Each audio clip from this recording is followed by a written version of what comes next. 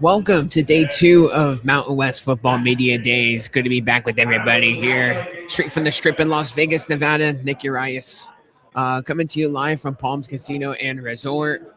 It's day 2 of Media Days, which means we got the head coaches. All 10 Mountain West coaches will be stepping up and in here to talk and preview the upcoming 2026 football season coming up in the early window. Between now and 10 a.m. will be San Jose State head coach Ken Niumatalolo, UNLV head coach Dan Mullen, and UTEP head coach Scotty Walden. And we're going to have, of course, all 10 Mountain West coaches. Of course, yesterday was all the student athletes. If you missed any of our coverage from yesterday, that is available on the YouTube channel. You could probably go on my Twitter page and do all the replays and all that good stuff. But we will individually upload every single interview that we pretty much recorded and reproduce it on the YouTube channel. So if you just want to watch the 4-minute clip of that, it will be easier at your disposal. So we're going to provide that for everybody. Once again, youtube.com/@thesportsentiment. Thanks for joining us along on Twitter, Nick Urias _ coming to you from Mountain West Media Days, Mountain West Football Media Days, day 2 here in Las Vegas. So, we're just getting the day underway. We got Coach Ken Niumatalolo just a few booths down. He'll be making his way here momentarily. Gonna just be getting updates on all things Spartan football and Mountain West football throughout the day. Yesterday was an eventful day. We got to learn a lot about just the rosters and the personnel, and get some opinions from the players on who we think could step up and really make an impact here in 2026, along with just introducing the newcomers in the league as well. UTEP, North Dakota State, and Northern Illinois. UTEP guys and NIU guys in particular were up in with some interviews here at our table, and really got to pick their brains on just making the transition from the CUSA for UTEP to the Mountain West, and for the Mid-American Conference to the Mountain West for the Northern Illinois Huskies. And just so many different dynamics between traveling across several time zones, hosting teams that they're not accustomed to playing, different contrasts and styles. You got teams like San Jose State and Hawaii that love to sling the football. You got an Air Force team that just loves to pound the rock with the triple option. So how is that going to work for the newcomers, right? That is going to be the intriguing element that is going to be obviously something that we all want to see for the upcoming season. But today is all about the head coaches. We're going to try to get a better grasp on what we should expect here for the upcoming season. The players provide, they're a little bit more looser, and the head coaches, I would say are a little bit more professional. I mean, in a sense, like we can really dive into, they cover everything, more so than between like position groups and things like that. There's several different layers to it, that we could pick with the head coaches, of course. So very, very excited for all of that. And we're gonna try to get all 10 Mountain West head coaches, and we're gonna see how that all progresses. We also are gonna have Gloria Navarez coming up in probably an hour from now. Just to talk about the new landscape of the Mountain West and everything that's pretty much developed with that since the last time we were out here in Vegas in October for media days, basketball media days, that is. Obviously, there's been tons of changes between the 5-for-5, with the eligibility I guess guidelines that have been passed by the NCAA. Obviously, with the new Mountain West, taking shape here for the upcoming football season, and we're gonna just talk, just things big picture from the Mountain West Conference perspective. So, always good to talk with Gloria Navarez. For those who don't know, she's actually from the Bay Area in the South Bay, so she's got the Bay Area connection as well, of course. Yeah, awesome. Yeah, yeah. And we're gonna ourselves our first interview with UTEP head coach Scotty Walden here momentarily as we get ready. How's it going, Coach? You good? Yeah, we're all good. It's gonna be right over here if you don't mind. Scotty Walden. Nick Urias from San. Nice to meet you, sir. Yeah, appreciate you having me. Absolutely. So the mic is hot, Coach. Let's just talk UTEP football because let's do it. I mean, it's obviously an exciting time, just for the program and the brand and a new conference. I guess what excites you as you make this transition? Yeah, well, I look. First off, it's an honor to represent you at El Paso and here in the Mountain West Conference, and we're so excited to be in this league. I mean, it's obviously for us, right? Our Minor Nation UTEP fans, man, they're so excited to get to welcome teams like San Jose State back to the Sun Bowl, right? Teams like Nevada, Hawaii coming back. I mean, it's Wyoming. It's so great, just to be back in the league and reading out those old rivalries of the WAC. Since I've gotten here, man. I mean, it's just that's all I've heard about. I know Jim Center, our AD, echoes the same message that that our fans want to get back in this league, and we feel like we're back home, and that's something that's really exciting. But I'm about our team. We've been building, from the ground up, since we got at UTEP, and we had 15 season-ending injuries last year, and 13 of those guys are back, and so we're so excited to have those guys back. We signed the top-rated G5 class in the state of Texas last year. I'm really, really excited about what we have in our program, and we're excited to be in the league. One of the guys that did get banged up that is returning for you guys is wide receiver Cam Thomas. We spoke with him yesterday. I mean, just an energetic human being. He's one of those guys that's followed you everywhere, right? Even going many moons ago when you were at Austin Peay, right? Yes, sir. Just talk to me about how that relationship has really grown and how you guys have really instilled that trust. Going back to 2020, 2019? 2020, man. I recruited him over Zoom, kind of like we're on this deal right here, man. Literally, man, we're on a Zoom call, and he signed the dotted line. And so Cam's been with me for 6 years, and he has played for me since he was a freshman. Man, he's like a son to me, man. I love that kid, so much, and not just because of what he does on the field, but who he is as a person. I mean, he's an absolute dog. I mean, this guy, has gone through adversity with significant injuries to his lower body throughout his career, and has overcame every single one of them. And he's back and he's full throttle. He's an elite leader for our. We call this a Blue Blaze offense, and man, he epitomizes that. He plays fast, he plays physical, he leads, with intent for guys, and he's been in the system. It's so good to have a guy. He's been in our system for so long that he can even quarterback out, and so he's a smart young man. He's going to be very successful in life. I think he's going to have a shot to play next level, but he's extremely successful in life because of who he is. You're talking about so blessed. All four of these guys that you got to meet with yesterday, and the guys got to meet with. I mean, the lowest GPA out of that group is a 3.2. I mean, these kids. Yeah. I mean, these kids are they embody our culture on and off the field. And Cam Thomas undoubtedly does that. And so we're so excited to have him back. He adds an element to our system. Allows us to be extremely diverse and explosive. So you named EJ Colson the starter at quarterback. You guys are letting everybody know right away he's. Yeah. Everybody has their own approach to it. Do we want to do the camp stuff? Do we want to have an open competition? Why EJ Colson? Obviously, you brought him in the portal from Incarnate Word. Yeah. You're very familiar with FCS. From your previous times. What separates EJ, I guess, to ultimately be QB1 so early on and, really set things for 2026? Yeah, I think the thing that I learned as a head coach is, like, especially with dealing with the quarterback battle, is every battle is different. And there's really I don't know that there's a exact formula like, hey, to announce it here. I think it depends on the, like for the past 2 years for us, our quarterback battle has been neck and neck, and it's gone down to the absolute wire where, we didn't naming a guy until we got through deep into fall camp. That's just how it played out. Sure.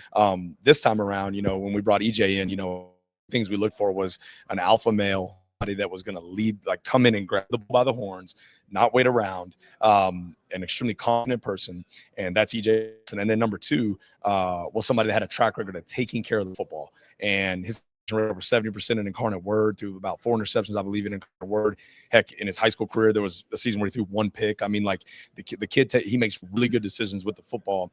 He came in spring and learned the offense faster than I've had any transfer learn the offense, and has been extremely efficient with what he's doing. So it was pretty clear cut. So we decided, hey, if it's that clear cut, we need to make that decision now as opposed to dragging it out and let our team know who the leader is.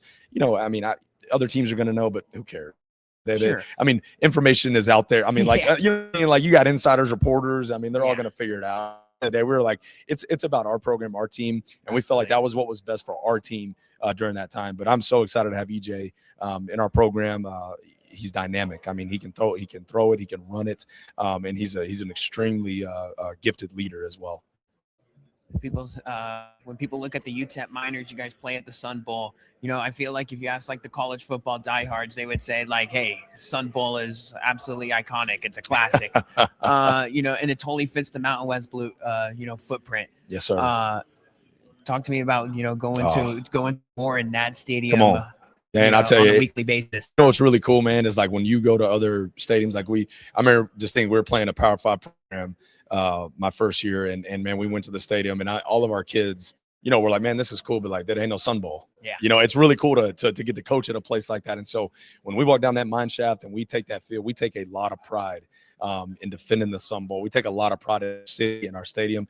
There's no place like the 915. I mean, our fan base is super passionate.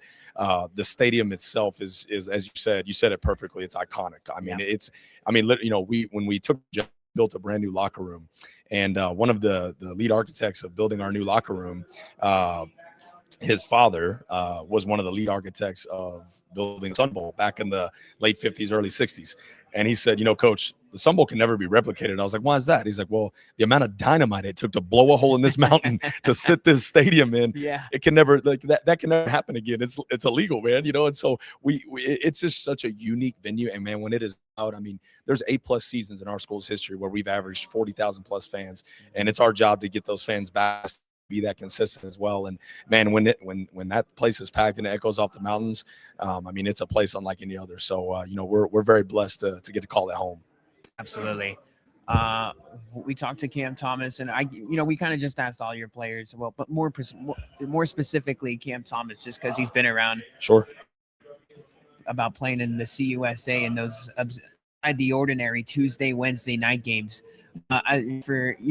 Obviously an interesting game plan, kind of switches up the whole schedule a little bit, right? Because you play those non-con games on Saturdays, and then all of a sudden, when you get into league play, Tuesday, Wednesdays, and obviously, with your student athletes, they got class the next day. Yeah. It obviously becomes an interesting dilemma. I guess not doing that anymore, and I guess playing on Saturdays now got to make your life a whole lot easier, right? I tell you what, it was, and we have a ton of respect for Conference USA, being a 20+ year member there, and totally understand why they do that, to get the TV time, to get our team. And what was cool is, like, after the games, I mean, I'd have so many texts and stuff, just about like, man, because we're the only show on. So I totally understand why, but I mean, it definitely, was a challenge. You really got to prepare almost for 2 different seasons.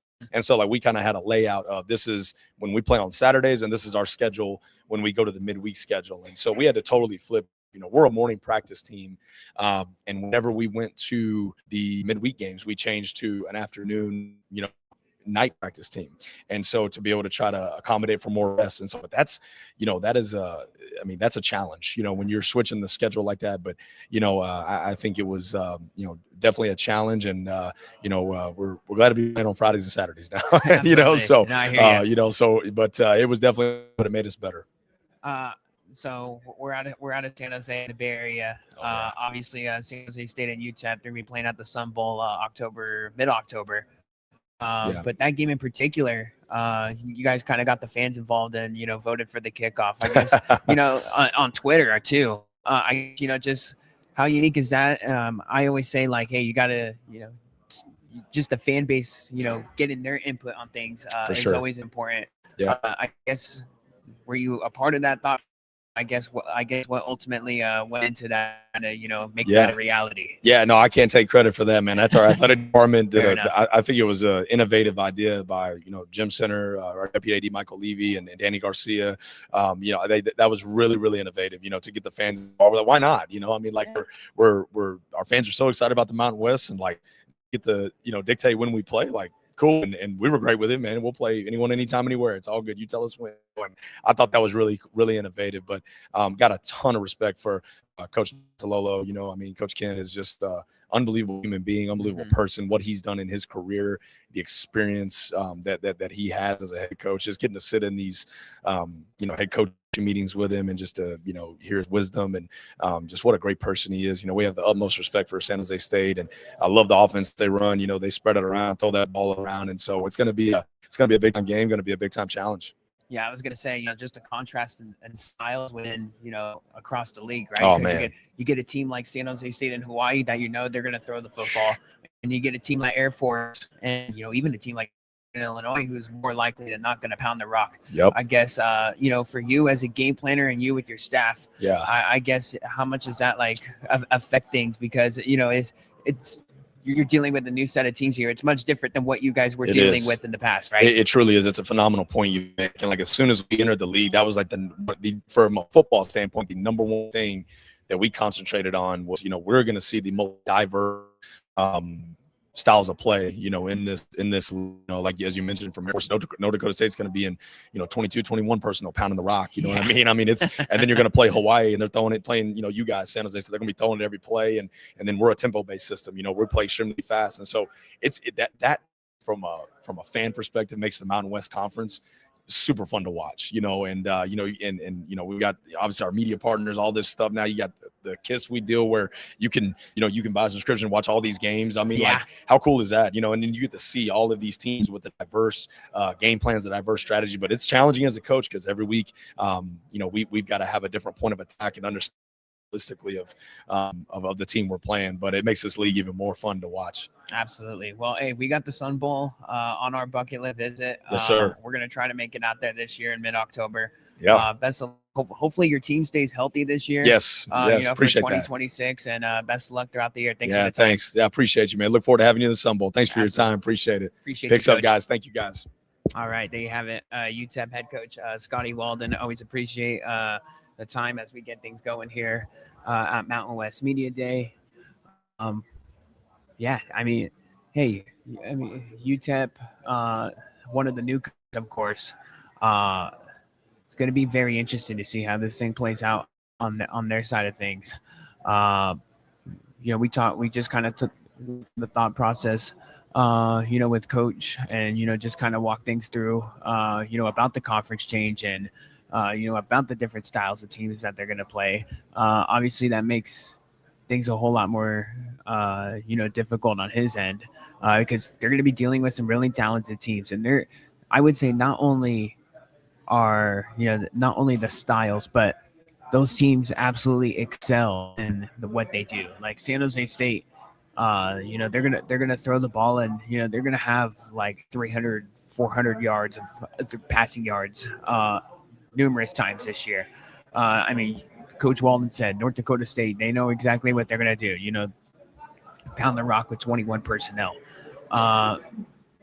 So it's going to be a tall task. I really was interested to hear what he said about EJ Colson, just naming the starter, because he brought up a really good point that every year is different.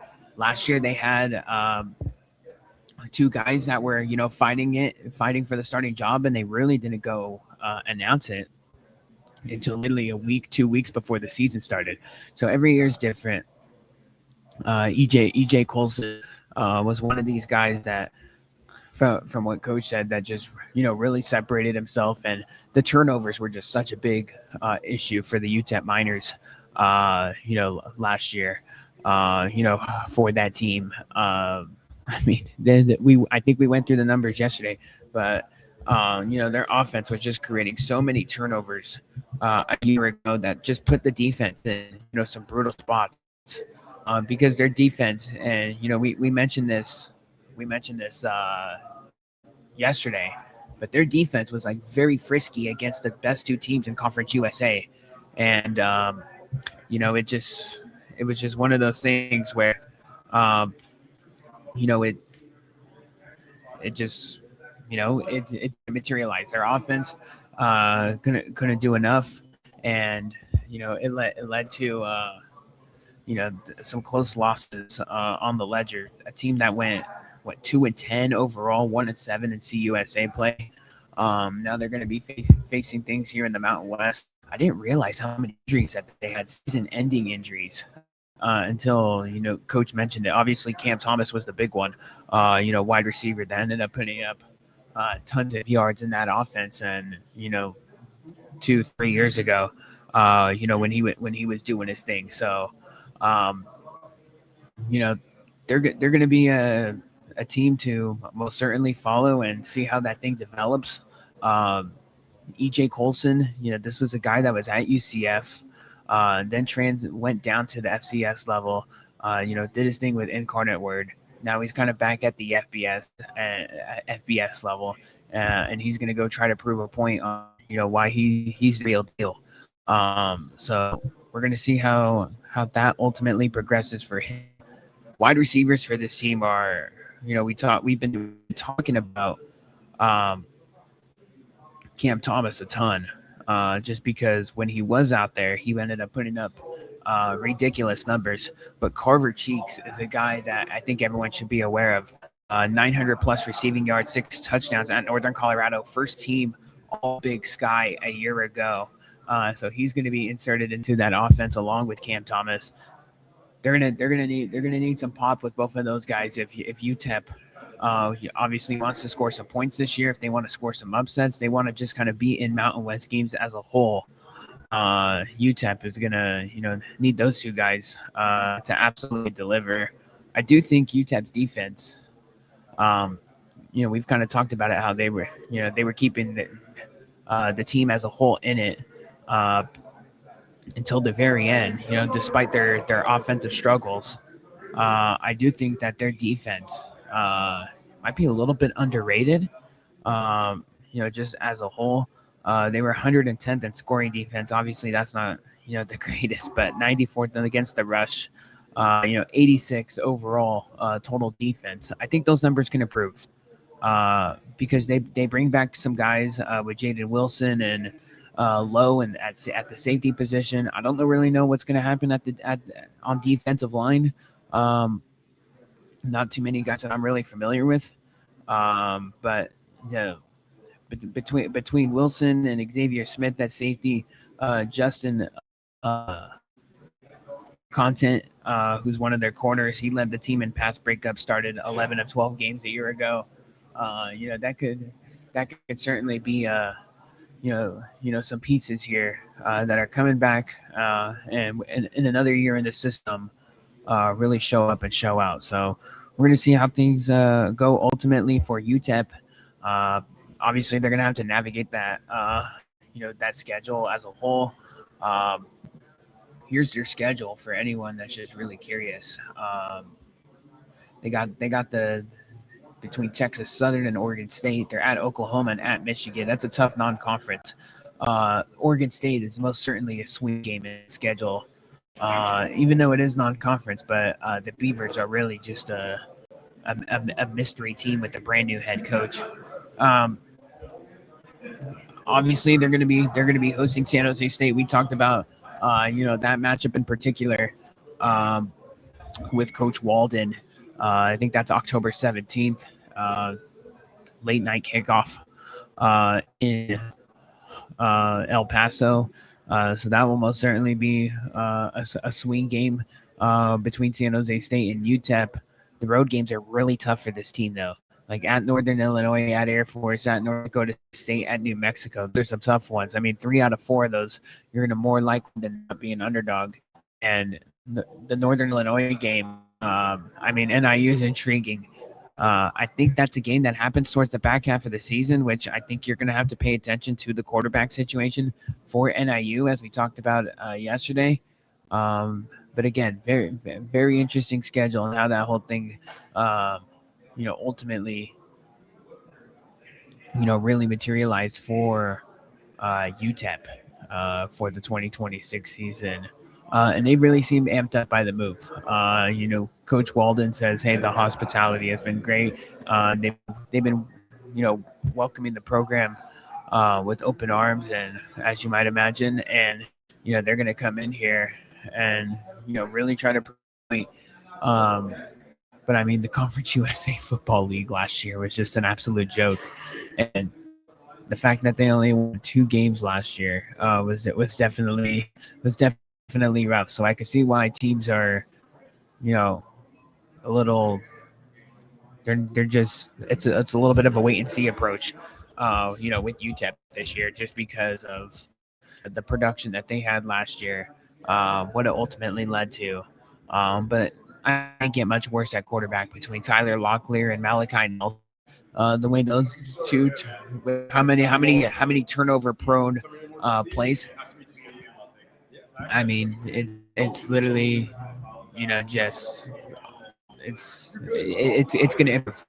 So it is. I think that EJ Colson is going to be a gigantic improvement.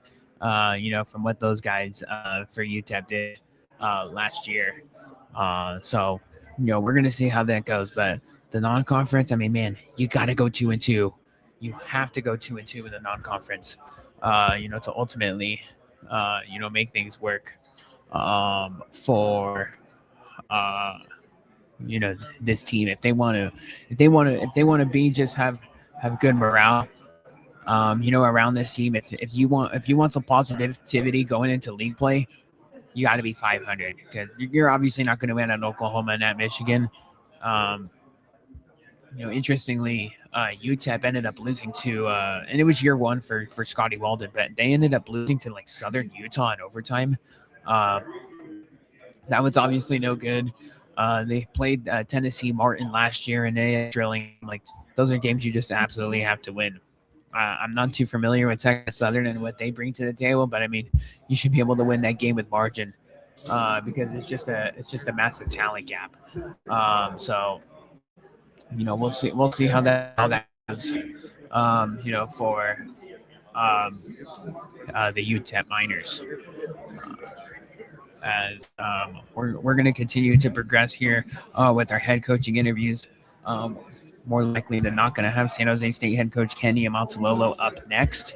So always good to connect with Coach Ken. And just talk Spartan football. We're going to get hopefully some notable updates on just the SJSU situation and the team heading into 2026. So going to make sure all of that is we're on the same page in that regard. So yes, that's kind of where we're at with all of that. Is what we're gonna do right now. I'm gonna take a short break. Got one thing I gotta go help out a friend right now, so I'm gonna go take care of that real quick, and lock in an interview or two. Make sure we're all on the same page, so we can keep the coverage rolling here at Mountain West Football Media Days.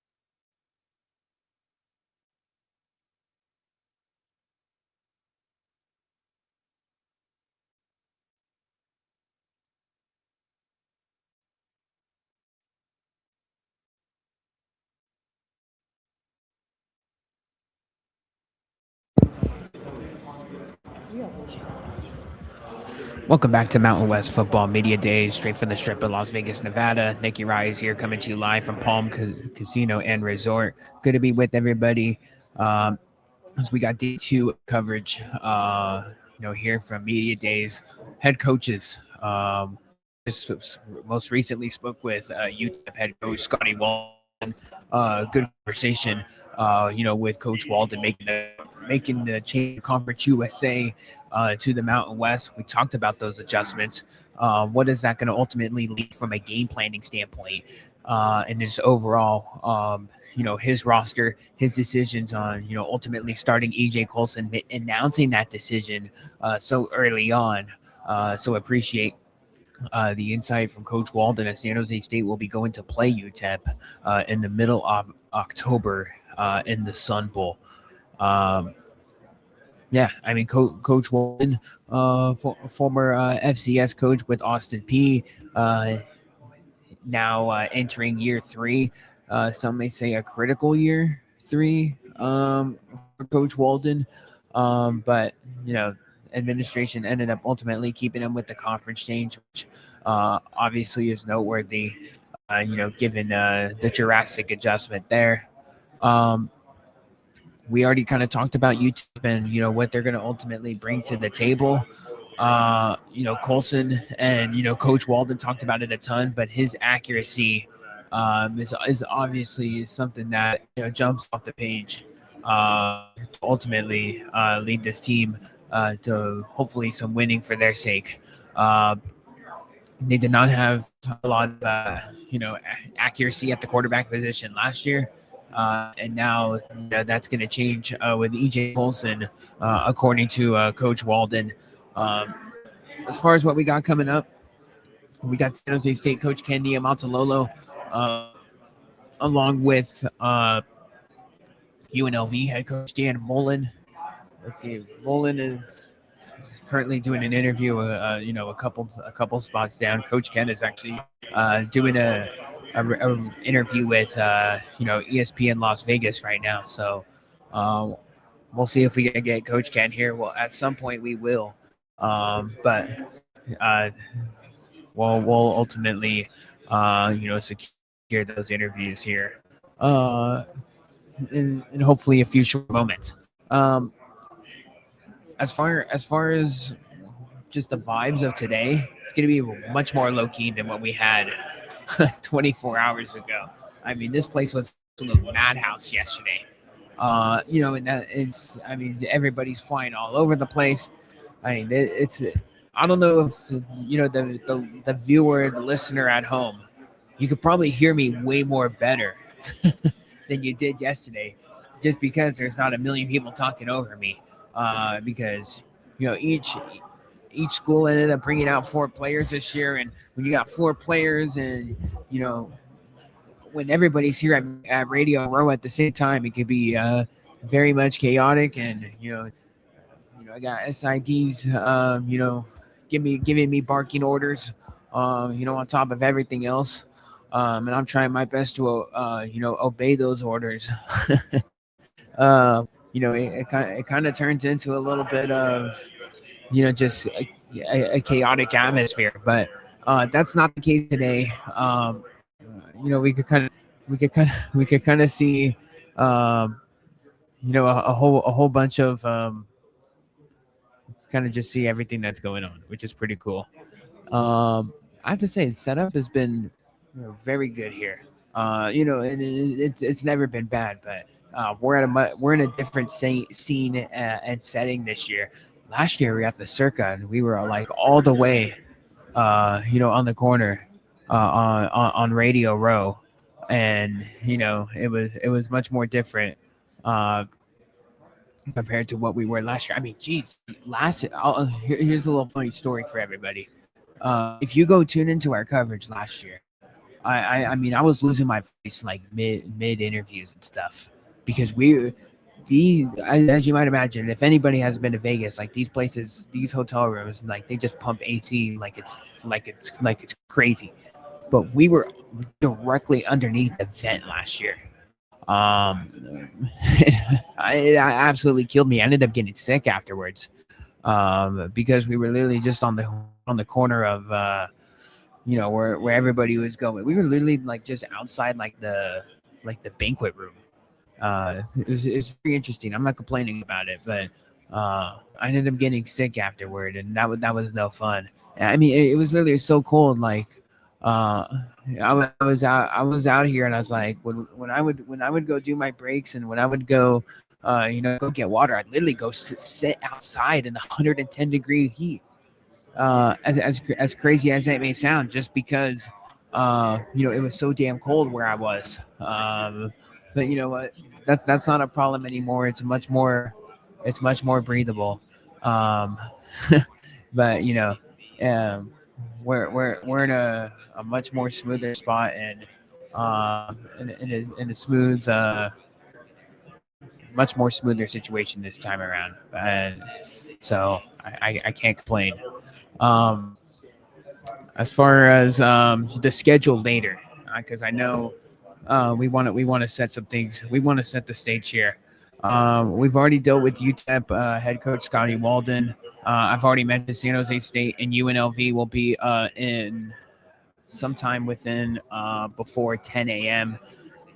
So we'll have them later. We'll have Nevada head coach Jeff Choate and New Mexico head coach, Jason Eck between 10 and 11:30. We'll also have. Let's see. Okay, we got. Jeez Louise. There we go. We got NIU and Wyoming later on in the afternoon. That's going to be 2:30, and then Air Force Hawaii and North Dakota State at 1. So today's going to be much more breathable, and we're gonna be able to do some things on our end. That's much more.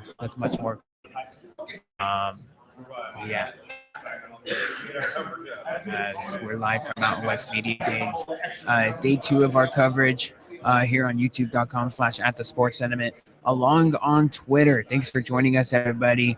If you want any questions asked if you want, just type in your questions. Because I know everybody wants some insights. Just on all things. Absolutely, man. On all things, just Mountain West.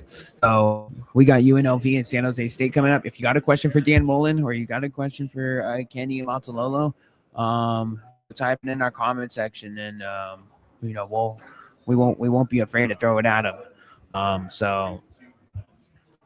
Yeah, that's Mountain West Media Days for us out here. Coach Dave Mullen is right to us. So let's talk about those UNLV Rebels for a minute. We obviously talked to Jet Thomas along with Lucas Conti, their defensive lineman, yesterday.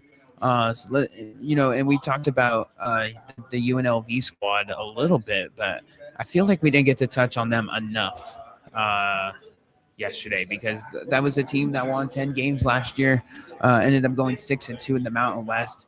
Man, they were just so dynamic offense, scoring 34 points per game. The Rebels were a year ago. That was good for 18th in the FBS. So obviously, scoring at a high clip, ultimately led to a lot of wins for them. Their defense was shaky early on, and ended up, being something that they were able to hang their hat on. I would say probably around the UCLA game, so like one of their last games in the non-conference portion of their schedule. They were really to kind of tune things up. You could tell their defense settled in. They had a lot of guys that have been on their third school. They were very much like a portal heavy roster that they inherited, and that's what it ultimately led to. And that's the thing about all these portal teams, and it's pretty much every team in America now, where some teams use it more than others. Some teams are inheriting more than others, and what does that lead to? It leads to just, quite honestly, a little bit of an adjustment period the first couple of weeks, because those guys go practice, and you can have all these simulations on the way they practice against each other, but until you're out there, making tackles against another team, 11 on 11. There's really nothing that can really replicate that. I think that's why you've seen more and more teams out of the gate come out slow. That's why I think preseason polls and top 25 projections are not as important as they were maybe 5+ years ago, just because of the fact that who the heck knows what we should make of this portal team. That's what a lot of people think about some teams in the Mountain West this year. How does a team like San Jose State that is so brand new, how is it going to translate to winning? So and that's just one example. There's several teams in the Mountain West, and there's plenty of other teams in other conferences as well that are asking themselves the same question. As of, hey, like, are we going to really figure this thing out? And what's the learning curve like? And when do we ultimately ground running? It could be four, or sometimes teams never figure it out, because if you whiff in the portal, and you don't bring in the right guys, it ultimately doesn't lead to much on the football field.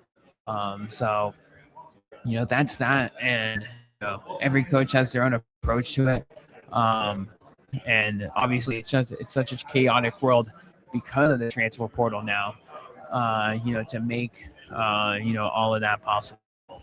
But going back to the UNLV squad, UNLV, like we said, was one of those portal teams. That's kind of how we got on that tangent.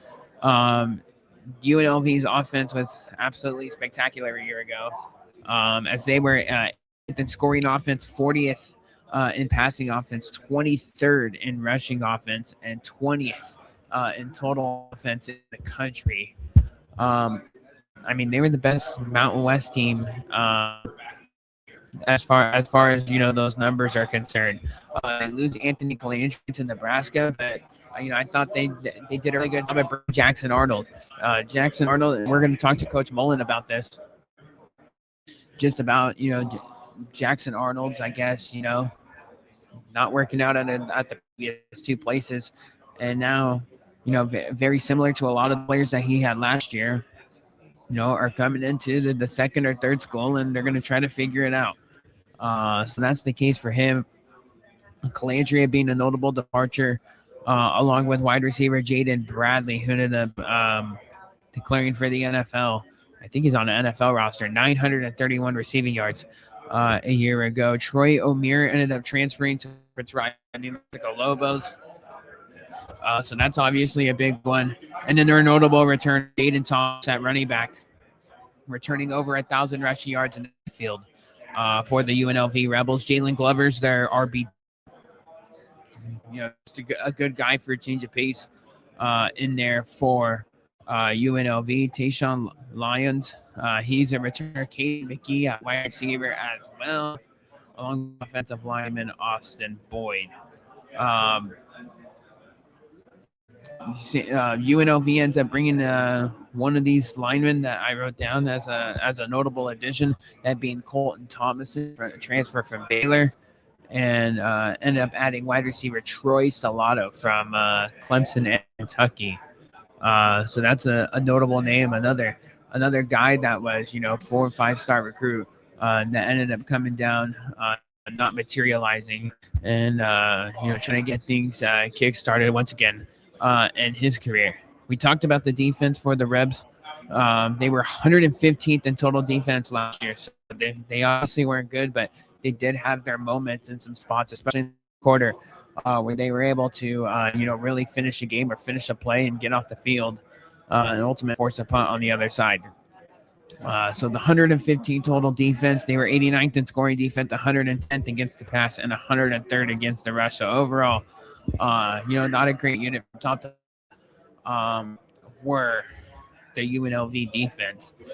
We talked about Lucas Conti, 11 starts last year, the last 2 years. He's going to be having a much bigger role. They got safety Jake Pope coming back. He started every game a year ago, 14 starts.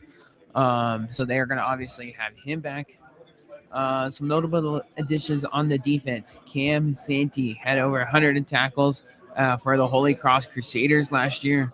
Kyron Chambers, 30 tackles off the bench last year at SMU. And Denver Harris, who ended up spending the last 2 years at UTSA and was a starter in the secondary for the Roadrunners in the American Conference. So big moves across the board, for UNLV. Now it's all about the coaching staff can put the pieces together to make all of that happen. Um, so as far as what we got coming up, we got UNLV, we got San Jose State. What we're gonna do right now, we're gonna take a short break, get things situated on our end. When we come back, we'll be introducing our next, conversation and interview here at Mountain West Football Media Days.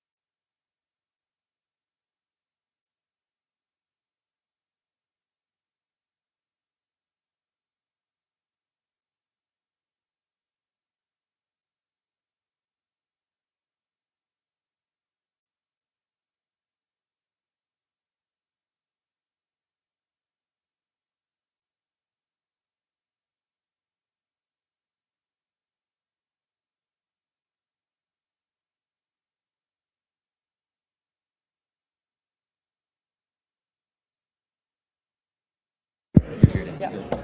Here? Yeah. How are you? Yeah. Good to see you again. That's for you. Thank you. We're back at Mountain West Football Media Days, day 2 out here in Las Vegas. We got Mountain West Commissioner Gloria Navarez. Commissioner, Yes. always good to talk to you. What was it? Last October, I think so. we spoke, and obviously there's been a lot of development since the last time we spoke. Obviously, we're kind of in the new era of the league now. UTEP, Hawaii as a full-time member, Northern Illinois as a football-only member, and North Dakota State, which just kind of came out of nowhere for you guys. We'll start out with the Bison. Just kind of how did this whole thing materialize? Because I think everyone saw the reports, and then we kind of really saw the announcement from the league, like this is really set in stone. They fit the blueprint, at least in my professional opinion, in the Mountain West. But, just talk to me about why North Dakota State really fit for you guys. Well said. They did fit the blueprint. And we didn't go after them in the beginning because, when we first started looking toward expansion, there were a lot of political headwinds against schools transitioning from FCS to FBS. But so much has changed. And once it became clear that the goalposts were going to move on the transition requirements, we really began serious discussions with North Dakota State. We've liked them from afar for a long time. And then just last month, the NCAA changed the rule about allowing them to be postseason eligible. So now they can compete in our championship, bowl games, and CFP selection. Yeah, quite honestly, that was probably like long overdue, right? Because not only within the Mountain West, but other conferences, like you kind of just get these newcomers and they just hit the ground running, right? And, those teams should be ultimately rewarded for that. And you kind of see a team like North Dakota State that kind of has the pedigree from what they've done in the past. They could really make an impact here for football here in year 1, right? Yeah, and the transition period was intended to help schools get stronger before they actually started to compete. But, with the transfer portal and everything going on, spending 2 years without a chance to play postseason actually hurts a program. Oh, yeah. So it was time for the bylaw to change, and I'm glad that it did. Absolutely. We've talked about UTEP in the past, but now that they're kind of here, we've been talking to their players and coaches. I'm kind of just curious, I know you value the home field for the Mountain West Championship so much, and I'm a firm believer in that. But is there a situation where maybe you kind of move over to, a neutral site or things like that? Because if you were to go to a neutral site, I feel like a Sun Bowl, just because it's so iconic. It's beautiful, isn't it? Could fit for something like that, right? We analyze that every year because our ultimate goal is to best position our teams for the championship game, both for the game itself, but also CFP selection. So right now, I think our coaches and ADs feel strongly that the site of the highest ranked team is the proper way to structure our championship, but we do analyze that every year, and we're not closed to a neutral site championship. I know it matters to us media people, but maybe not to the fans about the preseason poll. Why ultimately do you guys decide to, really just part ways and not, really put that out there to, the public this year? Yeah, we're not the only league to do so, but also as much as a preseason poll does generate some fun conversation and some buzz, we feel it does a little bit more harm. For example, last year, University of New Mexico was picked last, and they ended up tied for first in our league. And, when we're thinking about team selection rankings for CFP, it's harder to get on the board, to work your way into the conversation than it is to fall off the board. Mm-hmm. So we didn't want to start any team off with a negative perception by being preseason ranked before any games are played in the bottom half of the league, because you never know. You never know. Yeah, and I totally understand that from your guys' perspective, and I think it makes sense. Obviously, with NIL and transfer portal, you and I have talked about it in the past that we kind of need to get some guardrails with it. Obviously, the 5 for 5 could potentially minimize some things. I guess just your thoughts on ultimately that going through, and we kind of finally got like the strict fine print here on what could potentially make college athletics a little bit better, right? Yeah, and you're referencing the Protecting College Sports Act, Yeah, which was introduced exactly. in the Senate, and it's a bipartisan bill that provides that limited liability exception for NCAA to make rules around transfer portal, around NIL and eligibility, and reduce the differing state laws that have tried to govern college athletics, reduce litigation potential that has really slowed down our ability to regulate the space. So we, the Mountain West, support the Protecting College Sports Act. I was gonna say, just for you guys, I know, maybe not, everybody knows this, but you guys ended up moving your offices, from Yes. Colorado Springs. I know, you guys were well established over there. Now you guys are out here in the desert in Las Vegas. I guess, what does that do for you guys, as a conference, relocating out here? Yeah, having our corporate offices in Las Vegas is really exciting, because when you think about conference work, 80% of what we do is outside of our corporate offices. It's traveling to campuses and seeing the games and getting, to our different sites. But what we do in the office is we have a replay center, state-of-the-art DV Sport Replay Center. We have a production studio, and we create content and cover all of our events, and we host meetings. So having a spot that is central to our footprint in a mild weather climate that has accessibility to regular flights from a lot of different areas and hotel rooms is really important. Absolutely. I know this answer could change, in an hour from now. But I guess, are you looking for expansion? I know that is something. I know you're currently at 10 teams right now. You've been in 12 for the most part, since the league's been in existence. Is that something you maybe, look forward to maybe add if it's the right opportunity, like a North Dakota State that happened so quickly?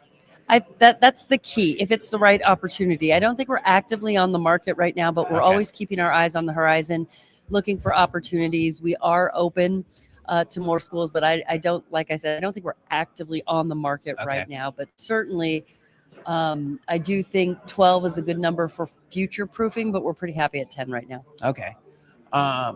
Something that I've talked about, with just people in the past, it's always about, marketing your brand. For you guys as the Mountain West, you want to get the fans involved, and just really promote things. The new trend that we've been seeing here, just within college athletics and just for football and basketball, I feel like mainly has been a lot of sponsorship, the jersey patches and things like that. Is that something that you look forward for, maybe all of your members to really, maybe get involved with something like that? So jersey patches is a new opportunity. The NCAA changed the rules to allow us to sell corporate sponsors on the jerseys.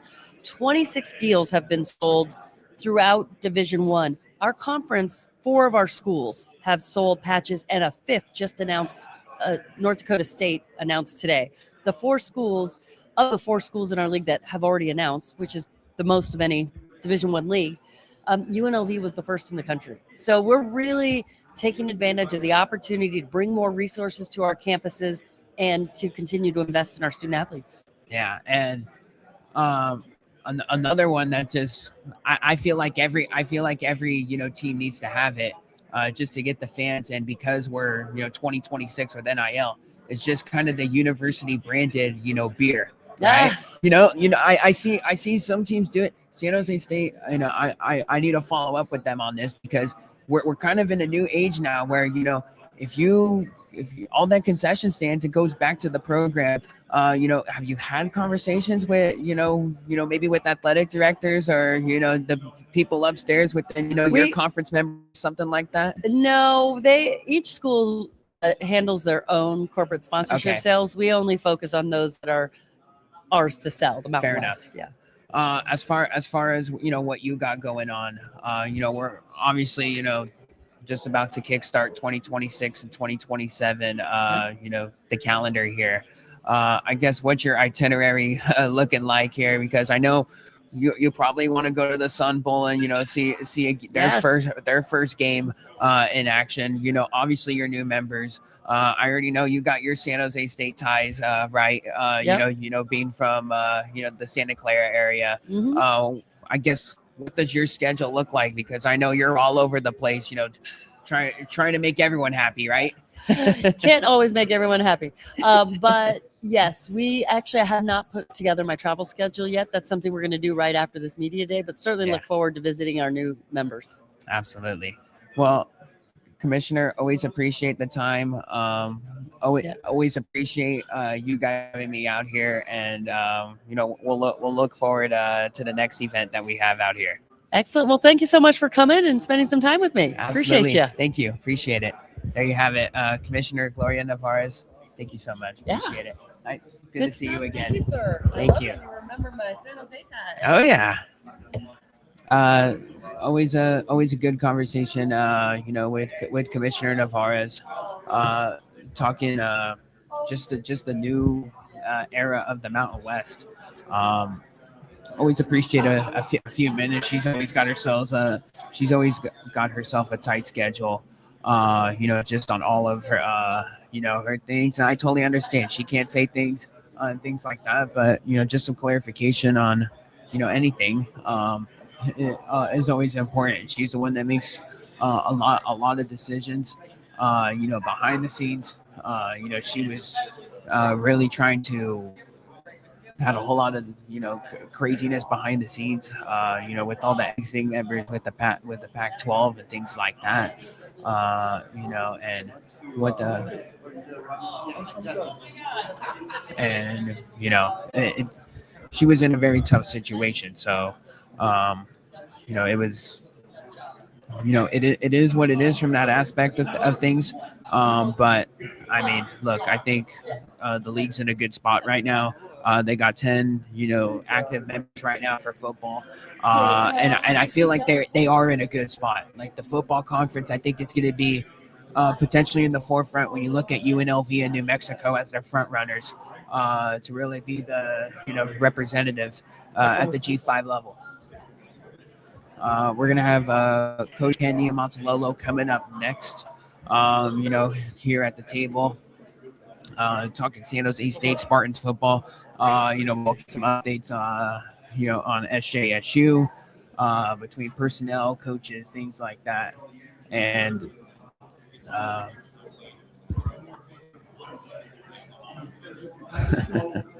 and talking all things San Jose State.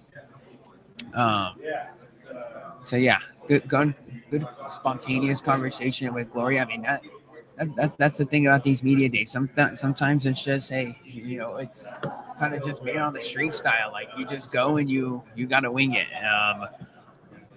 And obviously we were gonna have Gloria at some point, but schedules just aligned to make that happen spontaneously. So always appreciate the time from her. And for those who are not aware, she went to Santa Clara High School, I believe. So, she's well diversified. With the Bay Area, she knows what just what that media market does within San Jose State, and it's obviously been a really good partnership. The Mountain West and San Jose State, as they're married as full-time members. San Jose State and the Mountain West for the long term future. So we're gonna have Coach Candy Montalolo stepping up and in here in the next couple minutes. We'll also be eyeballing UNLV. Might have to go after the San Jose State interview and make sure that that's still on with Coach Dan Mullen, because I see he's doing something with the North Dakota State crew right now. The Fargo radio guys. So we'll make sure we're on the same page and all of that good stuff. So as always, feel free to leave comments. On the YouTube, on the Twitter, whatever everybody. If you want a certain question asked, please. We appreciate everybody for tuning in, and I know everybody has some curiosity, just on things San Jose State, things Mountain West, maybe some other Mountain West schools, for just the 2026 season. We want to get everybody's thoughts, opinions conversation pieces out there. I feel like that's important. That's why we're out here.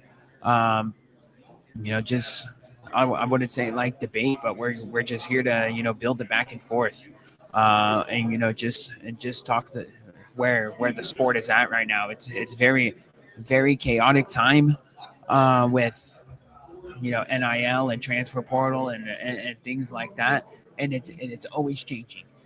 There's always the sport is always innovating, and San Jose State, along with everybody else, is just trying to get a piece of the pie here, and try to build a consistent winner year in and year out. So we're gonna see if San Jose State, with their new roster this year, could ultimately get back to winning ways. And a team that was ultimately just drilled by the transfer portal has a lot of people coming in and a lot of people going out, and that's just the nature of the beast. For not only San Jose State, but quite frankly, just the entire Mountain West Conference. I mean, everybody's dealing with this, and that's why I think it was so important that. And I still, for the record, I still think we need even more guardrails within the transfer portal. The eligibility, guidelines are good. Just because we have, a clear indicator on what we have. You get 5 years. There's no redshirt year anymore, and it's just 5 years, and that's it. Because it was getting out of control that some of these dudes were getting 7. I mean, in some areas, 8 years. Obviously, like the Diego Pavia stuff, like he took it to court, and it was like the whole junior college angle to it, and all the junior college kids got an extra year. Like it was just madness. It was absolute madness. And that's just one thing. Right now the big thing is, and I just saw it for basketball. Was that all the players that kind of got grandfathered in with this 5-for-5, the graduating class this year, ended up being, just, they were like, okay, you're done. And a lot of these college basketball players ended up getting an extra year when they took it to court. Even though they said like, hey, this year's graduating class was, going to be, SOL, if you will. So I mean, it's turned into a crazy sequence of events. I would say like the past couple of weeks. I mean, I saw anyone that followed Mountain West basketball.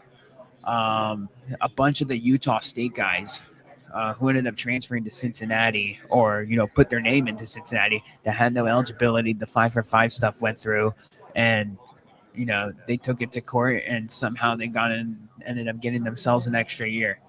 The big one right now is Donovan Dent, because all of a sudden he might all of a sudden get another year of eligibility with the 5-for-5 thing going through. As far as that concerned, and he just recently said that he retired from basketball on a professional level. So, I mean, it's craziness. So, I'm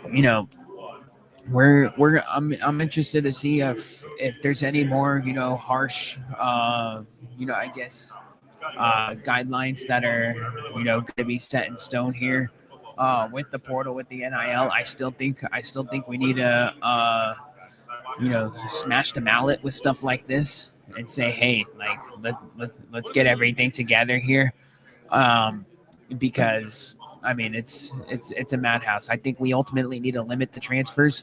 Some of these guys that are transferring 3-4 times a year, or 4 times in their collegiate career, I think it's silly. It's just a nightmare for your credits, your college credits. And ultimately, when you do run out of eligibility, whenever the heck that may be, what does that look like? What does that ultimately look like for the kid? Especially if they're not elected to go pro, then you're really kind of stuck. deep in the watering hole in that area. Due to the fact that, like, hey, sure, depending on how good of a player you were, you might have cashed in, but now you're literally got all these credits you got to fulfill. You're not on scholarship anymore, and you still got to go to school because you still got to fulfill all your graduation requirements. So it's all a mess. That's why a lot of people have said, this is why a lot of people have said, sure, yeah, this is college football, but this is also like really just professional sports at this point. So I think that's why we ultimately need to get the sport in a better place. The sport is awesome. I think there's a lot of good things that come with it. If we had our buddy Colby Dant from the college experience sitting with us right now, I mean, he would be banging the drum on why college football is the best thing in the world. Just because of tradition and rivalries and geography and the home field environments and crazy crowds, the stadiums, tailgating, and ultimately going just living the experience as a youngster of going to a sporting event. But that you can still do that, of course, and you can have an absolute ball with it. It's just the product on the I wouldn't say the product on the field, but the product is there's no continuity within the sport.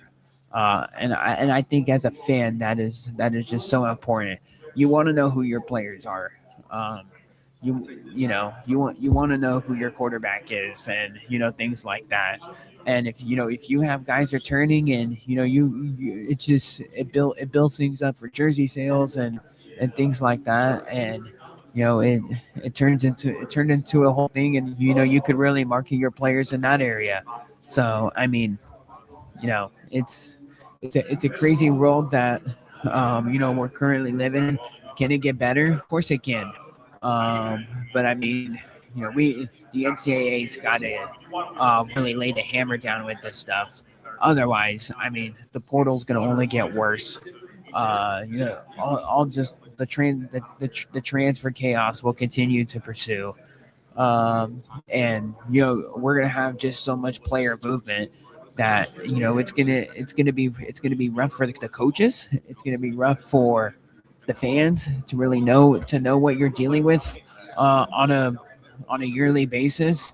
And it becomes just ultimately a product that, sure, people, depending on who you are, you might enjoy it, but it certainly changes the experience quite a bit, when you've just got so much turnover every year. So I mean, I think we got to get it fixed. And again, I know Mountain West Commissioner Gloria Navarez is one of those people that is trying to make things happen to get the sport in a better place, because football and basketball are kind of in the forefront of everything. They generate a lot of the revenue, but we've talked about it. It hurts the Olympic sports. It hurts your beach volleyballs. And all of your spring sports, outside of baseball, your golfs and things like that, just because of, with the revenue share stuff and, the distribution, and things like that. So that's where I stand with the whole deal. And it's got to get corrected. As we're gonna have San Jose State, Kenny Matalolo, coming up next year for SJSU. How's it going, Coach? I'm actually having you right here. Okay. We got San Jose State head coach Ken Niamatalolo stepping up and in for day 2 of Mountain West Media Days. Coach, good to be talking with you once again. Always appreciate the time. Good to be talking here in the middle of July with you. Yeah, it's good to talk to you again. So, last time we spoke was, right around spring, post spring, brand new roster, essentially with SJSU. We kind of talked a lot about, just where the development with this roster was at. And in particular, the area that I look to the most is the wide receiver room, just because of just the production that you guys, San Jose State, has had the past couple of years. How has the development been, maybe since the last time we spoke? With those guys, you guys got lots of depth this year. We already know that Craig Stutzman loves, his wide receiver recruits, and he likes a lot of them, where he can plug and play. But I guess just where's the progression been with that unit here, maybe over the past couple of months, and do you like where it's at currently? Yeah, we probably spent more time with our football team in June than I've normally spent. Mm-hmm. You still got your off-season NCAA rules that you're able to do, but we spent more time, as much time as we're allowed to spend with them, we did. And I like their development. I think with the portal and the way that things are, you have to spend time with them. Normally, I leave them alone in July, and I try to get our coaches to, just leave those guys alone in July. There's sometimes our coaches will go check on them, see how they're doing. It's not as structured as it was in June. But I like, where guys have been and what they're doing. But it's still work in progress, see how things go. Absolutely. Malachi Riley, in particular, for wide receivers, he's one of the few guys that, has been in the pipeline for you guys. He got hurt last year versus Central Michigan, ended up not playing, the entirety of the year. How's the injury recovery for him right now? I know he was not fully ramped up for, the spring showcase and the spring practices. And I guess, could Barton fans really see him having an expanded role for you guys this year? Great question. And I'm glad you mentioned, because he's a guy I forget sometimes, because, he didn't practice much this spring. He didn't do all the live stuff, but we're counting on Malachi to do great things for us. Super talented. He can run, one of the fastest guys on our team. We know what he brings to the table. He's worked his butt off to get back on the field and get healthy. And I'm pulling for him. He's a great kid. And I want for him to have a great year. If he has a great year, we'll have a great year, because he's a guy that can bring a ton to the table.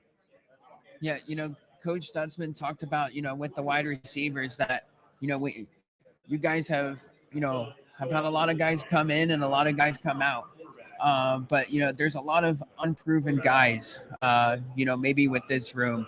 I guess for 2026, I guess just what excites you, for those guys that, that were, P4 guys once upon a time, or, were, four-star recruits, but now come to you guys and really have an opportunity to really showcase their talents. Yeah, like you said, I think we did I like our approach this year in recruiting in the portal. We got guys that like Luke Weaver, for instance. I mean, he's a great kid. Not that he had anything bad to say about Hawaii. Just wanted a chance to play. Absolutely. He's playing behind Michael, who's a really good player. Got other guys from Dominic McKenzie, from BYU, and came from Penn State. Jordan Anderson came from Sac State. Jerry McClure came from San Diego State. These are receivers, along with the receivers that we have there, from Cooper to Jace to Trace, to Riker. We already got guys there, Tama. So we're deeper, like you said, than we were last year. Those guys have worked hard. Everybody has a chip on their shoulder. The guys that are coming back from last year have a chip on their shoulder because nobody liked how last year ended. Yeah. And the guys that we got from different schools kind of came with a chip on their shoulder because they didn't like what happened in their team. So that's kind of where we're at with everything. Just I like the group, but we'll see. A guy that has been, with you guys and is really weird has been a guy like Nas Danielson. We haven't really talked about him too much, you and I. What has been really the growth with him, since, you really took over this job? Because he's been kind of waiting his turn, and he's learned from, some quality leaders like Daniela Latu and Jordan Pollard. is this the year where we kind of really see like Nas really put it all together on the field for you guys? Yeah, I mean, he's a good player, but he was behind really good players. Yeah. He was behind Jordan Pollard, like you said. He's behind Noah, and Jordan Cobbs too. You know what I mean? He was behind some really good players, JC, and so he's around some really good football players. But now it's his time. Him and Dylan have waited long for this opportunity, and I'm excited to see him. Nas had a really good spring, and again, he's a guy that has to have a really good year for us, especially when you're in the interior, when you're in the middle of the defense. Absolutely. I'm always curious, just to get, every coach's take on, just kind of where we're at with, the numbers and the analytics, and that side of things, because how much are you using it, maybe during the games, and factoring, decisions on going for it, and things like that. Are you kind of all in on it, or do you got to kind of have a happy medium with the human element and, how the game's flowing as well? Preparation wise, we're heavy to analytics. I think every coach uses analytics in a preparation standpoint. We're using, all of that stuff to kind of help us as we get ready. I don't use this as much in the games. More of my stuff is more feel of how things are going. I may look at some stuff pregame about different numbers and things like that, but as far as going for it and different things like that, I don't use analytics. Yeah. I know. We still got ourselves in an active quarterback battle. You mentioned that it's been very close. You mentioned how in July you're not really seeing the players too much. You let them take a step back. How do you got any update as far as just where the quarterbacks stand? You said it's been very close. How's that battle been with those guys? Post spring. Yeah, so they're having player run practices right now. Like I said, I mean, I saw the 4 players yesterday for the first time in July. I haven't seen them all July, and that's by design. I want them to. Any great team always has to be player led. Sounds like things are going well. I would like to make a decision early on who the quarterback's going to be early in camp. Yes, but I'll leave that up to Coach Stutz when he feels comfortable, because I feel like it helps our team if the team knows that, hey, this is our quarterback and we rally behind him. But we'll see. But I think guys have confidence in all 3 of them. They've all done great things, but it's that close. It's that close from Luke to Daniel to Robbie. I mean, all 3 of those guys. I really don't know who the guy's going to be. Yeah. And it's exciting because they're all great players. They're great kids. You pull for all 3 of them. Really, for me, it'd be sad for the other 2 guys once we made the starter, because whoever the other 2 guys are, they're all awesome human beings. You've been in this profession for a long time. The sport is always changing. We got new conference members in the Mountain West this year.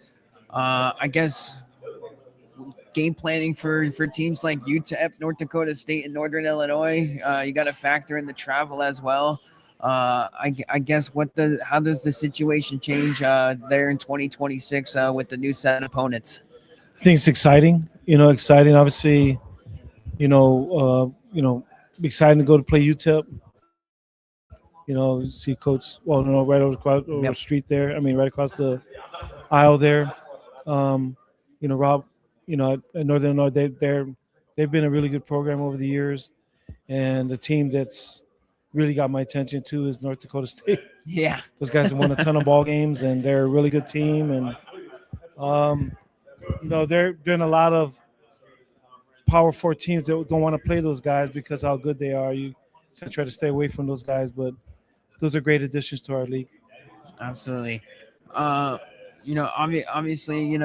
with things like the portal, just I guess your approach, with the transfer portal this year. Yeah. Because, based on, the way things ended last year, you guys obviously address some needs.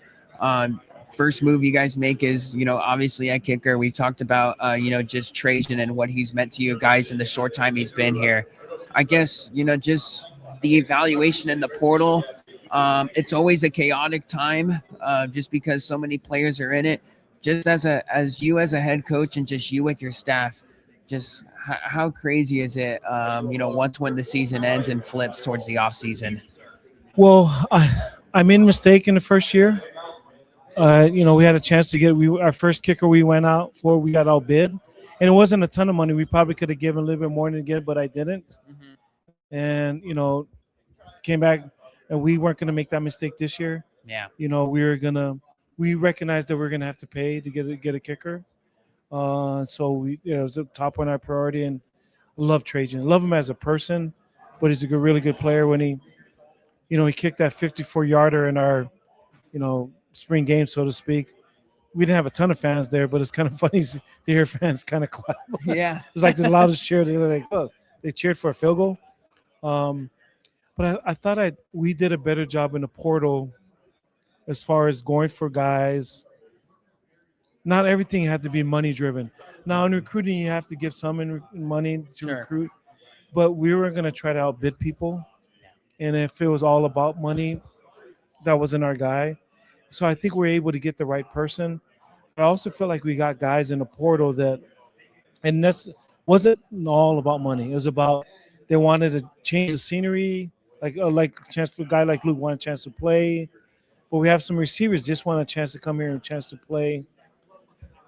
I kind of felt like last year at the ending part of the season, maybe things fell off a little bit because maybe you get to a point if you're not doing so well in the season, guys start looking to the next team. Yeah. You know what I mean? I don't know that, but and so those are things that I've tried to look at this year to make sure that we're equipped and ready for that this year. If Trajan Sinatra does kind of turn into one of these guys that you could really trust to go kick a 50-yarder, how much does that really change the play calling style for you and Craig Stutzman on a fourth down, down in distance, when you're in field goal range per se, where you guys have been maybe aggressive in past years, and going for it. When you got a weapon on special teams like that, where he's looked good thus far, and that could translate into games. No, it's definitely going to factor in. You're exactly right. That will definitely factor in your decision making when you recognize that you got a guy with a big leg that can kick it, and is accurate. So that's going to be change your whole thought process, during the course of a game. Well, Coach, always appreciate the time. Here at Mountain West Media Days, most certainly the last time we won't be chatting. I guess before we get you out of here, just the schedule, for the non-conference, the week 0 game just kind of materialized, just kind of on the fly at USC. That's obviously a big one. And then 6 days later, you're in Ypsilanti, Michigan against, the Eastern Michigan Eagles. Just that non-conference schedule for you guys in SJSU. Yeah, like you said, the USC game was a game that materialized later. We are who we are. I mean, we need some money games. Yeah. We'll see where we stand right off the bat against a top 10 team in the country. I think the one thing that does, it gets your team ready. It's going to be a tall challenge for us, but it's a challenge we're looking forward to.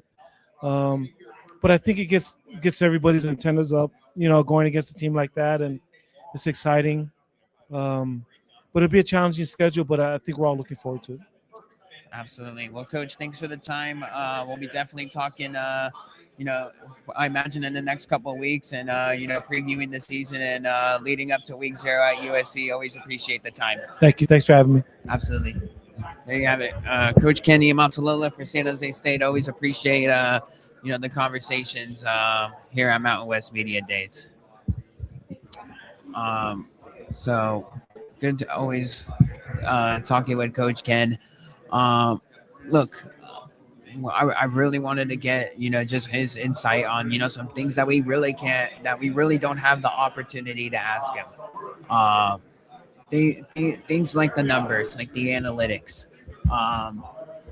the going for it. When you got a weapon like Sinatra potentially at kicker, I think that is it's things like that I believe are going to be important for SJSU this year. If they got a guy in Sinatra that could kick it from 50 plus, that changes everything for San Jose State.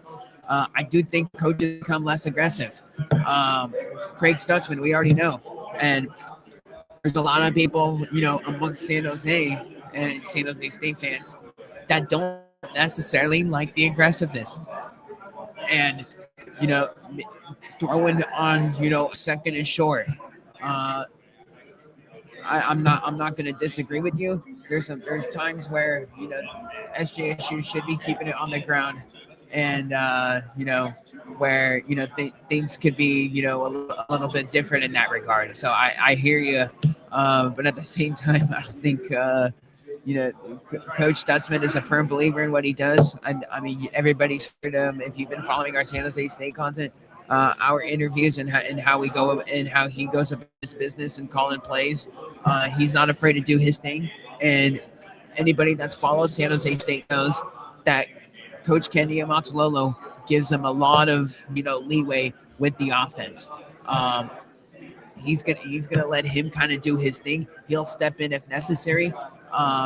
But this is essentially Greg Stutzman's offense, right? I mean, sure, he calls the plays, but he makes a lot of the decisions. And I don't want Coach Ken's the head coach, but Greg Stutzman really has a lot of say in what the offense does. And here's the thing: there's some times where where I can admit, and I have like no issue saying this, but like it could get a little reckless. When Emmett Brown and Walker Egan 2 years ago were coming in and out, uh, when they were trying to figure things out with the quarterback position, it was getting a little bit out of control.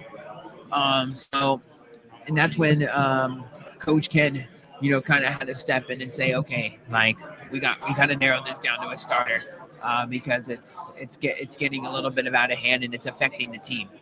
Because Coach Stutzman, that was ultimately his decision to do something like that, and um, you know, Kenny Amontalolo had to step in, and he had to ultimately you know make that decision as far as, okay, we need to narrow it down to one quarterback. And at that time, they went with the guy in Walker Egan, who ended up taking San Jose State, and finishing off the season with 7 wins on the ledger in 2024. So we got always appreciate Coach Ken. If you missed the interview, we'll have it posted on the YouTube later. You could easily rewind it and go from there. But what we're gonna do right now is we're gonna take a very short break. When we come back, we might have a conversation with UNLV head coach Dan Mullen, and then we're gonna also hit our next block of head coaches that are going to be making their way to Radio Row. So a whole lot more good stuff happened here at day 2 of Mountain West Football Media Days, folks. Don't go anywhere. We'll be right back in a few short minutes.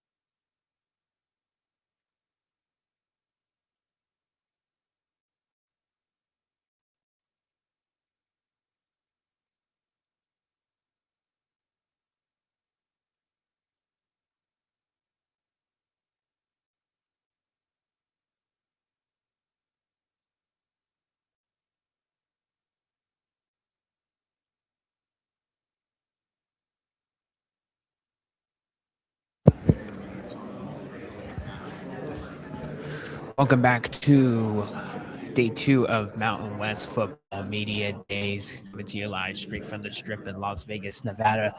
Hitting another wave of interviews coming our way. We're going to have Nevada Wolfpack head coach Jeff Choate up on deck, currently with the guys next to us with ESPN Las Vegas. We're going to have North Dakota State head coach Tim Polisek currently on the other side of Radio Row. And then once when he works our way to our half, he'll eventually make it our way. So Nevada and North Dakota State currently on deck. While we have some time, we're going to go ahead and talk about the Nevada Wolfpack team. We talked to their players yesterday with La Barrera on the defensive line.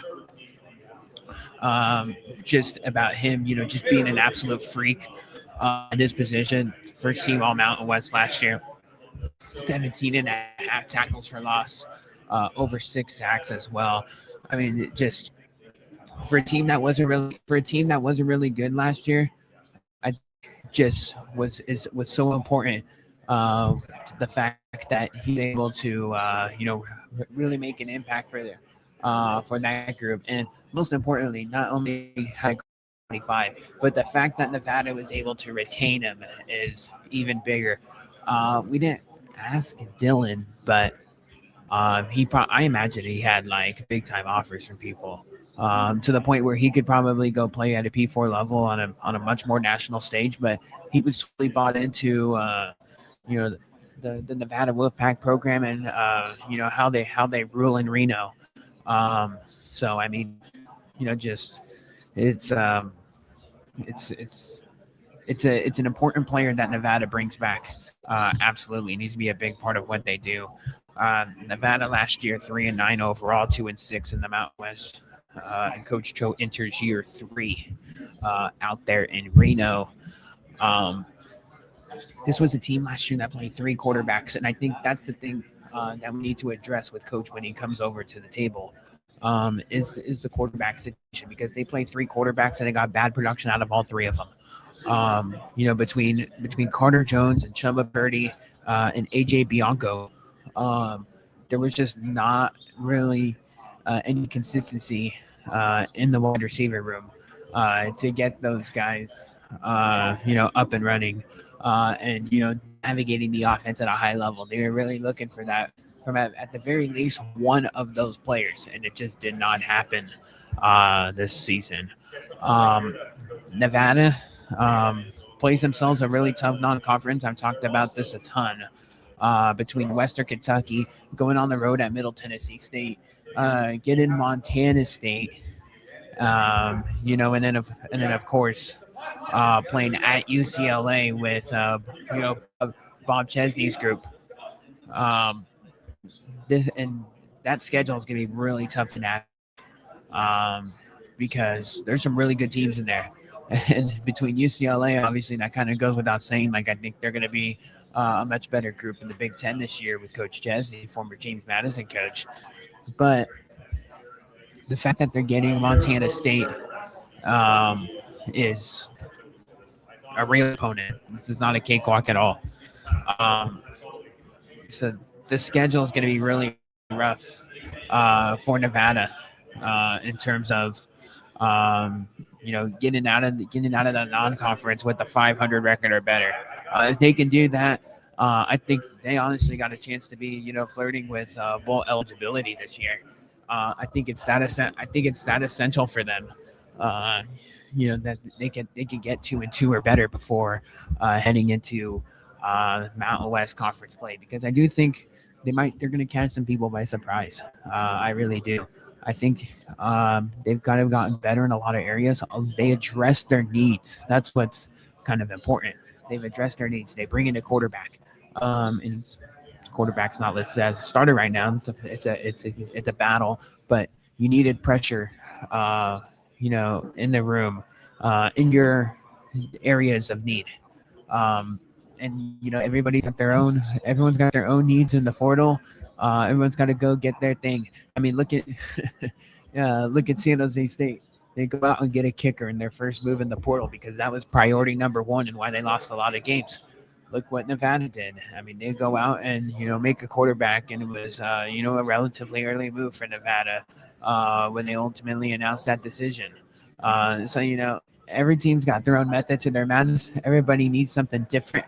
Um, Nevada just they needed help in a lot of areas, but I thought it was a great start that they were able to return a lot of their senior heavy guys that have been on their roster.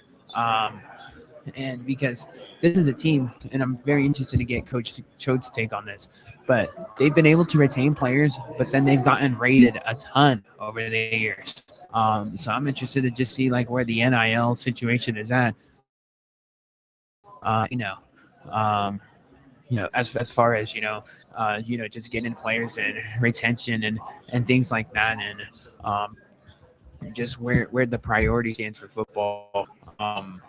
In regard from a financial standpoint, for Nevada, because they clearly, it's interesting because they clearly don't seem to really have tons of issues with basketball, but for football, it seems like it's, I don't know, like it's just you're hearing Coach Choate talk about it a little bit more. So again, that might just be me, but that's from what I see. There is, you know, there's that.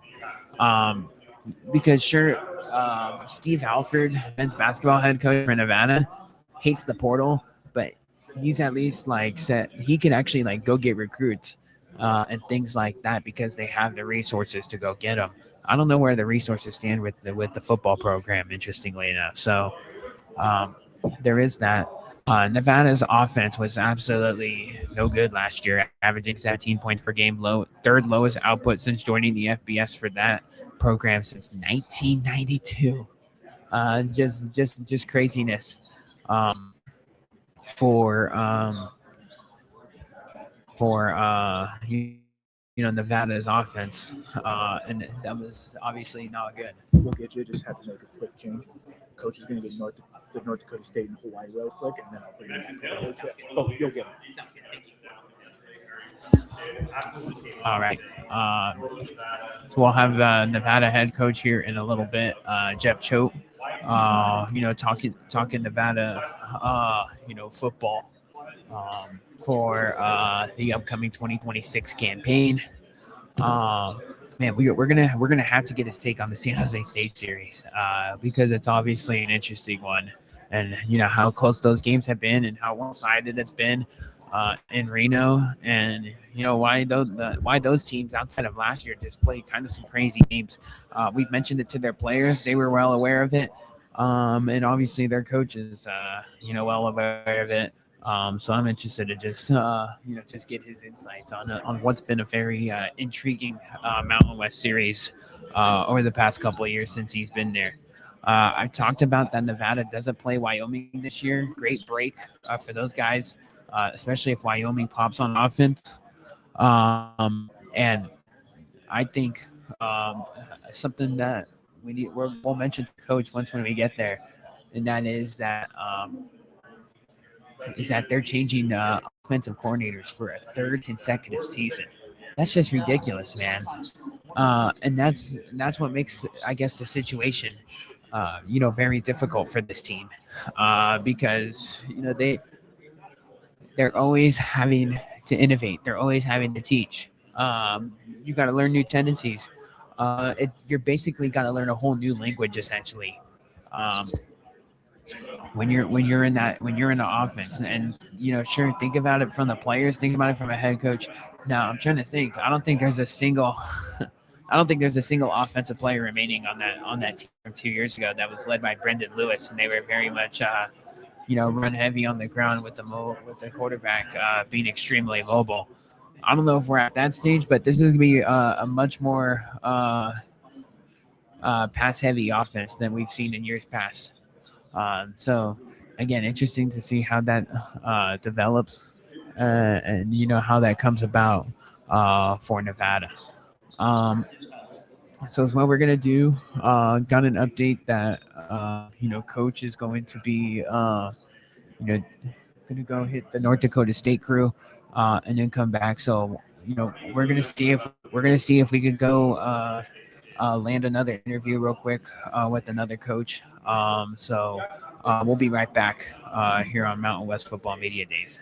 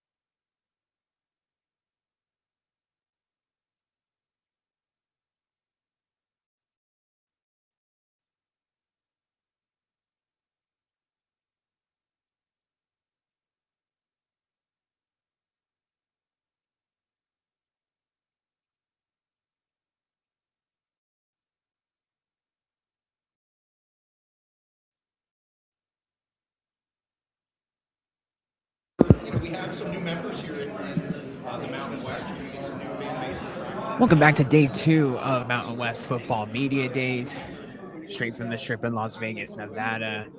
Nick Urias live from Palms Resort and Casino. Starting to get towards the back end of our morning session here with our head coaching interviews. As we spoke to most recently Coach Candia Montalolo for San Jose State, and along with Scotty Walden from UTEP. We've got Nevada, New Mexico, and North Dakota State that will be joining us here momentarily.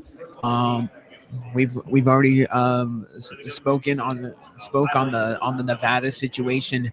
As far as their team, their personnel, what they're going to be looking like, with their tough non-conference schedule, and how it sets up for them heading into Mountain West play. Nevada never catches a break with that non-conference schedule, it seems, as well. We got the New Mexico Lobos, where a team that went from having absolutely zero buzz a year ago to having all the buzz here in 2026. So that is obviously significant. That is, obviously a little bit of change for New Mexico, just given how quickly a year can turn. And when you go from, having 9 wins in the season, and flirting with the Mountain West Championship, that's going to obviously change a lot of things, of course. So I think it's completely understood, and I think they deserve it. I would say, for a team like that, they need to they need to just look, there's a lot of noise with them, but they're gonna have to back it up themselves. I think they're gonna be as advertised this year. I've talked about them a ton. I think they're gonna be just one of these teams that is gonna do their game, do their talking. I talked about it with Jack Lane, and quarterback Jack Lane, and linebacker Jackson Eck, that they didn't really have too many flat spots last year. In fact, maybe if you wanted to argue, their one flat spot was maybe at San Jose State, and we've been telling everybody about the ownage of that series. So, outside of that, they come ready to go, prepared as can be. They're gonna run all of these, outside the ordinary gadget plays.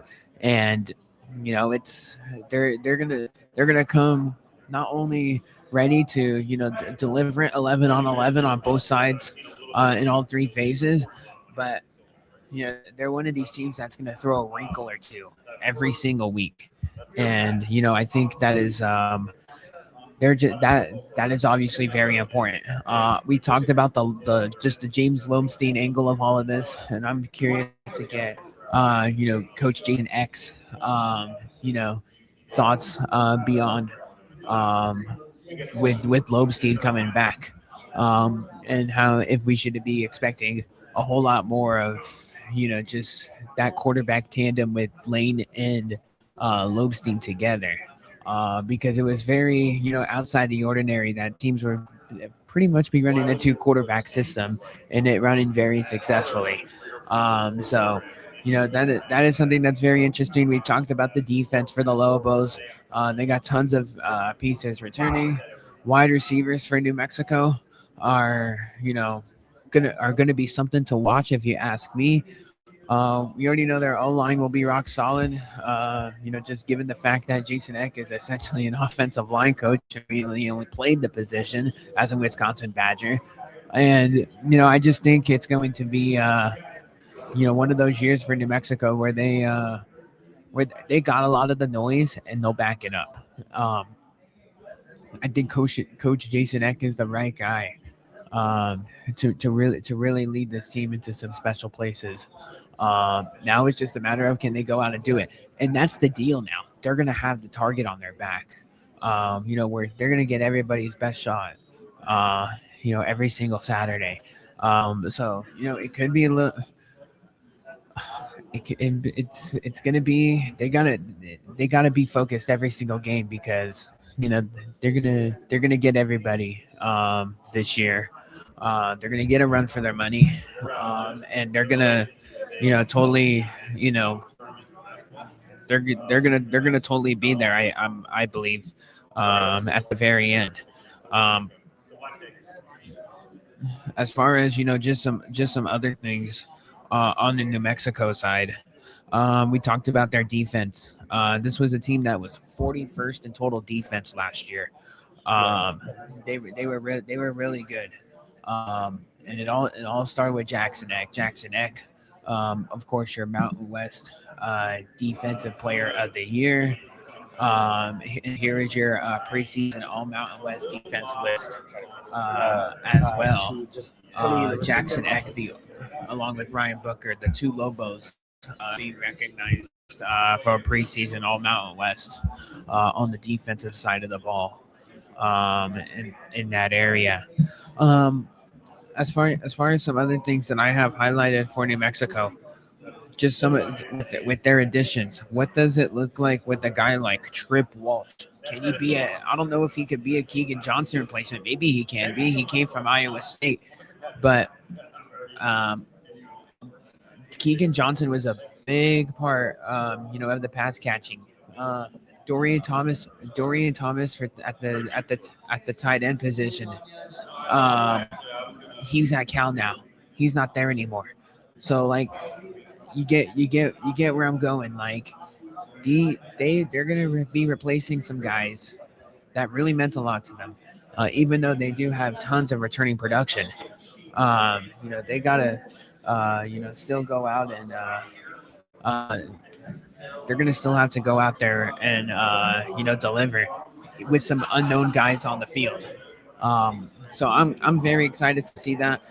Scott Trey Humphrey's got to take a step in the right direction. This is something that we've been saying because this was a legitimate dude at Montana State. I mean, there was a game at Montana State 2 years ago when he was a Bobcat and went running wild against the New Mexico Lobos, and that was in the one and only year of the Bronco Mendenhall era. What was it, week 0? And Montana State and Scott Trey Humphrey ended up winning the game outright in New Mexico. So, I just think that is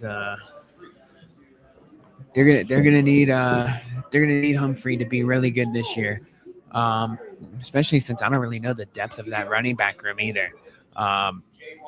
With them graduating the other two guys, and Damon Bakeston and DJ McKinney. So that is going to be essential in terms of finding running back depth. And then, of course, how does that lead to to some other wide receivers, ultimately paving the way to move the sticks. Troy O'Meara is another newcomer for New Mexico, the former UNLV Rebel. So that's going to obviously be an emotional game there. For the Lobos this upcoming season. Quite honestly, like New Mexico, I know the non-conference schedule isn't too nuts. Like they play Mercyhurst, they play Central Michigan, they get New Mexico State. Their rivals in Las Cruces this year, and then they're at Oklahoma. Obviously, the Oklahoma game's gonna be big, but it's not like the juicy non-conference schedule that UNLV has, where there's a lot of potential for those teams, to be really good towards the back end of the season, playing for an American championship, or like how people believe in the Memphis Tigers, for UNLV. So, look, I think that's why they're gonna have to really run the table. And really make something happen, but they're going to also need some help, right? They're going to need the American to really cannibalize each other. They're going to need like the Sun Belt, to do some work. Like they might need a bad Sun Belt team, to really, do the thing, and win the title. That's what made the whole thing. That's what made the whole, G5 playoff spot last year so intriguing, was because the ACC champion Duke was 7-5. and like they were just basically erased from the playoff because they had the 5 losses, and they lost to like Tulane and stuff. Like they lost to some lousy teams, and for some silly reason ended up winning the conference championship. So you're going to need situations like that. If you're a team like New Mexico, if you're a team in the Mountain West, you're going to need some help along the way. You're going to need some good fortune, but also you're going to need luck on your side with all of that in mind as well. So I'm thrilled to see what the New Mexico Lobos look like as our buddies from the Pit Press, a few spots down, are speaking with Jason Eck, New Mexico Lobo head coach. We're also going to have North Dakota State head coach Tim Polasek. We took a pretty big deep dive on North Dakota State yesterday, on day 1 of media days, talking about just their track record as FCS members versus the FBS, and how they have a winning record. Just overall their playing style and what does that look like, and with their quarterback, how do they operate, and we kind of did some just some personnel breakdowns and things like that. They're going to be a tough cover. They're going to be probably a team that everybody knows what you're going to get and how you're going to play them, and then you're going to see them on the field, and then it's going to be nuts. As Ricky comes in here, Ricky, always appreciate it. Yeah, wow. Lobos gave up 34 sacks last year, tied for 18th most in the country. Well, yeah, I mean, that's something that's going to have to get resolved. I appreciate that. Well, that is something we'll actually mention to Coach Eck. With the sacks last year. Yeah, that's wow. I didn't realize actually that the number was that high. Because I thought, you see, like from a run blocking standpoint, that line was pretty good. Obviously, like the numbers speak for themselves for what they were doing. Maybe I was just thinking about that the whole time, where I didn't realize that was just such a weakness for New Mexico. That being their offensive line, and from a pass blocking perspective themselves. So we'll see what happens there. And remember, they lose Richard Pierce to graduation. He was kind of the anchor of their offensive line a year ago. So that is most definitely notable. But honestly, I just think for New Mexico, they don't have that many weaknesses on that roster. We were talking about North Dakota State. A notable loss for North Dakota State is Bareka Kapenu, over 1,000 rushing yards for the Bison running back. Am I worried about it? Yes, but no. Because North Dakota State always finds guys like this, where they wait their turn and then they just go off. And obviously, like the run heavy scheme helps that a lot. It makes life a whole lot easier on the quarterback. The offensive line does all the dirty work, to free up those lanes for their backs. So again, there's way more good things than bad things. For teams like New Mexico and North Dakota State, in several areas, and that's why I think it's just going to be a big time challenge, for teams to ultimately, topple them and score an upset, because they're just going to be in control a ton in these games. So I'm excited to see how this whole thing operates. For two Mountain West heavyweights, for those guys. So yeah, North Dakota State. Let's talk about with these guys, and just overall their makeup.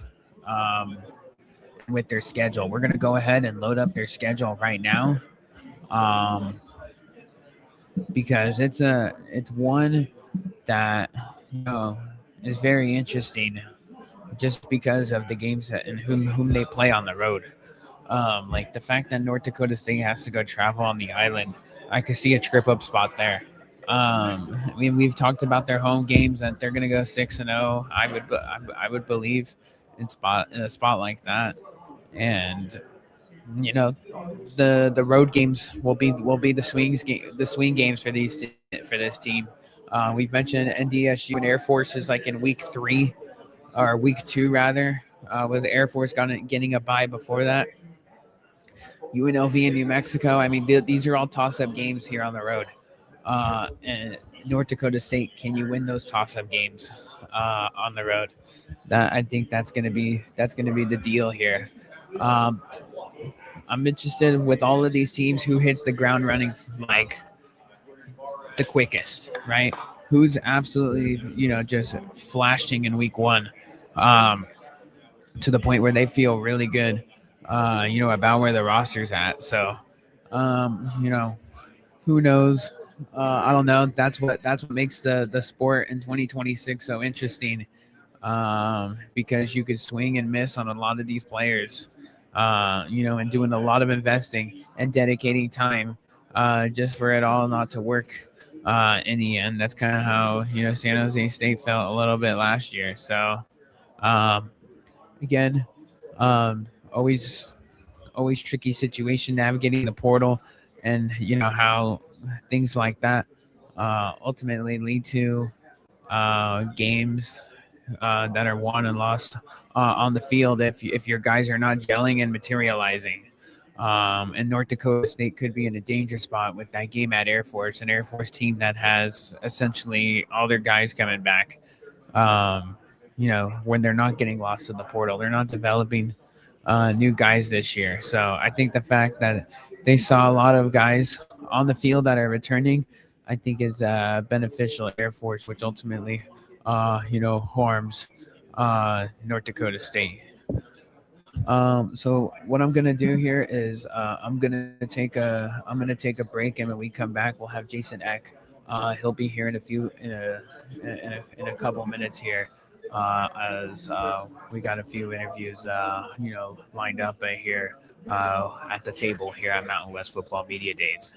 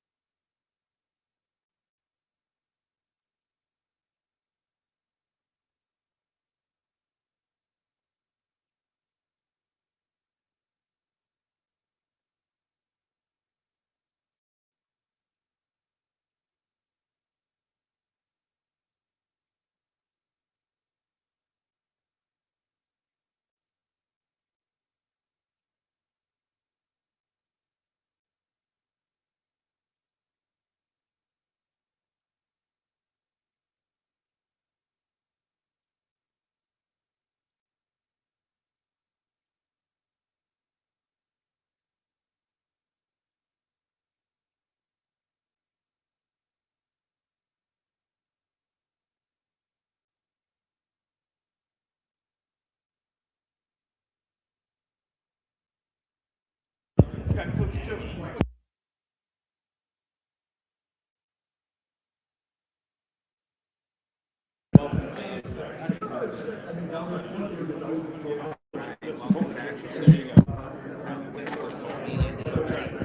the Nevada Wolfpack head coach Jeff Choate. Coach, good to be talking with you once again. How are the vibes heading into 2026 for you? I think just like everybody else, everybody's excited to get the pads on and get to work. I think the dog days of summer are upon us. These guys are about sick and tired of looking at the strength coach every day, and coaches have had a little bit of time to refresh and get away, and so now it's time to get back to work. Absolutely. Not the results that you guys wanted last year, but you guys flipped the page to 2026. And, I look at your roster and I look at the moves that you guys made in the portal. You guys were able to retain some. Getting Dylan back on the defensive line is massive. But your additions, looks like you guys are going with the new offensive coordinator, and it just seems like a little more pop and flash within the passing game this year. Yeah, I think offensive coordinator, but it wasn't just an individual that we didn't just trade individuals. We also, leaned into a kind of a philosophical change in hiring Brett Bartoloni with his background. And, he's already, I think, kind of pumped some life into that side of the ball. He's a really, really smart young man and really good teacher. Having Cam Norcross as our offensive line coach, having him back has been a big deal for us. Really exceptional football coach. And, but probably the most impactful thing is we were able to go out and get some weapons on the perimeter. And I think that's going to make a big difference for us.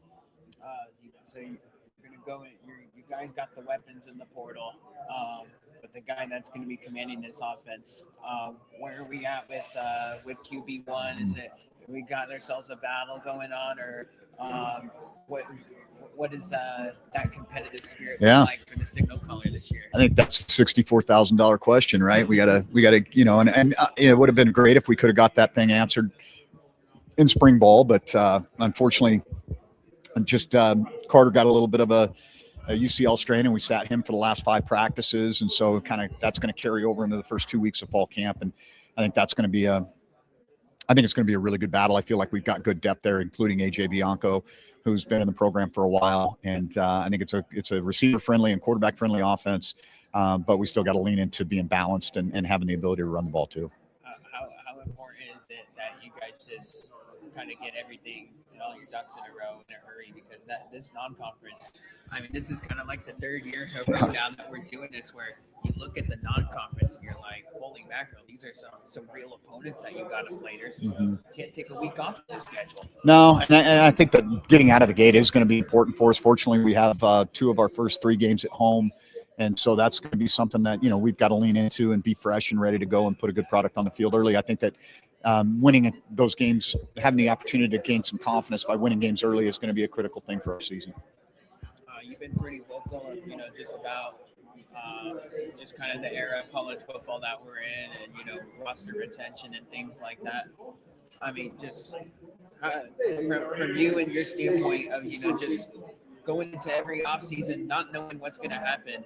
I mean, just you've been in this business for a long time. I mean, just how chaotic is it now? And is there a real solution to what this could be? With NIL and portal and things like that, or is just we got to just adjust to it at this point? I think we're in the process of getting some reins on it. I mean, I think going from 2 portal windows to 1 was a huge, even just from a quality of life standpoint for us as coaches and our support staff that's having to recruit pretty much 365 days a year. So I think that aspect of it is good. And I think that the Preserve College Sports Act that, we're trying to push through some national legislation that's going to put some reins around this. I think that'd be a positive for us. But I do think that even though there were some negatives about how chaotic things were, maybe that helped people to realize, hey, we probably need to do something to preserve the game and continue to have college athletics be, part of the fabric of our country. And I think that that's happening. And so I feel like we're trending in a better direction than we were even, a year and a half ago. What's the selling point right now to get like some real recruits in Nevada? I mean, because obviously, with that, everybody's NIL situation is different. You can only do so much with the roster. What are you telling these guys in the offseason? Like, this can be a place for you? Well, I think that everything starts and ends with relationships, right? And I think that recruiting is an interesting activity because, number one, it's a population driven activity because the more people there are in a given region, the more football players there probably are, right? But there's always going to be that diamond in the rough. There's always going to be that kid that, you know, is kind of that hidden gem, so to speak, and they're harder and harder to find. But recruiting's not about how good looking you are. It's not about what you're selling. It's about being persistent, consistent, where people, you know, the kid listens to you. He believes in you. He trusts what you're saying. You're authentic in your approach. I think all of those things still really resonate. And so we're not trying to be somebody that we're not. You know, we're selling development. We're selling family. You know, that's what we're selling. And we have a great product on the academic side. We have a beautiful campus. Those things probably don't matter as much to a portal kid as they do to a high school kid, but they do resonate. And Reno's a fantastic place to live. And I think there's a lot of really positive things that we have to sell. Larry Turner Gooden comes over from San Jose State. He spent a couple of years with the Spartans. You guys go and snag him, for the back end of your defense. What have you seen from him, in particular, and how big is his role going to be on that Wolfpack defense? So LTG actually was at Texas when I was there. Before he transferred to San Jose State. He played some good football last year, had an injury at the end of the year. I think it was an ankle. And he was coming off of that when he got to our place. And I think LTG's done the thing that I really respect and appreciate about him is his commitment to getting his body right and his commitment to really leaning into the film study. Those are two things that I've seen, because when he was at Texas, he was a little heavy, you know, and he's got his body where he needs to have his body. He's a mature kid. He's played a decent amount of football. Kind of a calming influence almost. We got some young guys back there, but he's vocal. He's a willing tackler. He'll throw his body in there. And so, excited to see what he's able to do for us. And there's going to be some good battles in our back end. How big was, just bringing back Dylan, for you guys, on the D-line? Monster year last year. And I honestly don't think people realize how good of a year he had. The numbers speak for itself, but maybe just because, the results, the fourth quarter of the game were just not the way you wanted it. What does he just bring for not only on the field, but just for a leadership standpoint, for that side of the ball? Yeah. Well, he's not an overly vocal guy, but he is one of the hardest working guys in our program. And so day in, day out, rep in, rep out, he attacks everything with the same level of intensity that, you would expect from a guy that put up the type of numbers that he did. And it's no surprise. Like, he's who he is because of what he does. San Jose State and Nevada, I know you guys got the better end of the Spartans last year by a significant margin. But, man, these games, when you kind of look at them, they're kind of always there. The game's kind of always hanging around in the fourth quarter. I guess just what makes those games so good, between the Spartans and the Wolfpack, because you've had some really good game plans for them, when the times you've played them since you've been in Reno. Yeah. Year one, that was a really highly competitive football game in San Jose, and kind of went down to the wire there. And then last year we got some turnovers early and it kind of got away. But I have a ton of respect for Ken and what he does and how he goes about his business. I think he's a true gentleman in this business. He does it for the right reasons. He cares about kids. He's into building people up, and I have a ton of respect for him and how he goes about his business. So I think that's what you see with a team that's coached by Ken is going to be, they're going to play hard. They're going to be disciplined. They're going to hang around. They're going to keep competing. What do you make of the new additions to the Mountain West? Playing North Dakota State, UTEP, NIU. Every traveling spot, I guess, has its own, unique challenge. New changes for the conference, which means everyone's going to have to go game plan for somebody different, and they all got their own style and their own strengths and weaknesses, right? Yeah, I think that's true. I think that's one of the cool things about this league is you've got a really diverse, whether it's you're going to see some odd stack defenses, you're going to see high pressure units, you're going to see triple option, you're going to see run and shoot, you're going to see air raid, you're going to see so many different styles, and styles really make the matchup. And I think there's going to be some great matchups in this league. Well, Coach, appreciate the time. Best of luck for 2026. We'll look forward to that San Jose State and Nevada game, back in Reno. And I couldn't believe San Jose State hasn't won in Reno in over 25 years.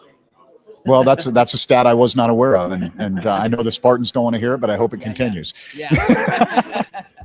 Fair enough, Coach. We'll appreciate the time. Always good connecting with you here during the off season, and best of luck, and hopefully your squad stays healthy. Awesome, man. Thank you. Appreciate you. Yep, likewise. There you have it. Nevada.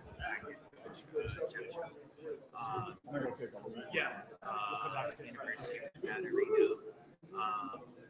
Good stuff with Coach. Always interested to get his insights. He's been very vocal about just NIL and the portal and things like that, and how we're going to recruit a certain way, we're going to take guys a certain way. When you finally mentioned about Larry Turner Good and connection, it all makes sense because he's been all over the place. Larry Turner Good has between Texas, San Jose State, and now Nevada, and about it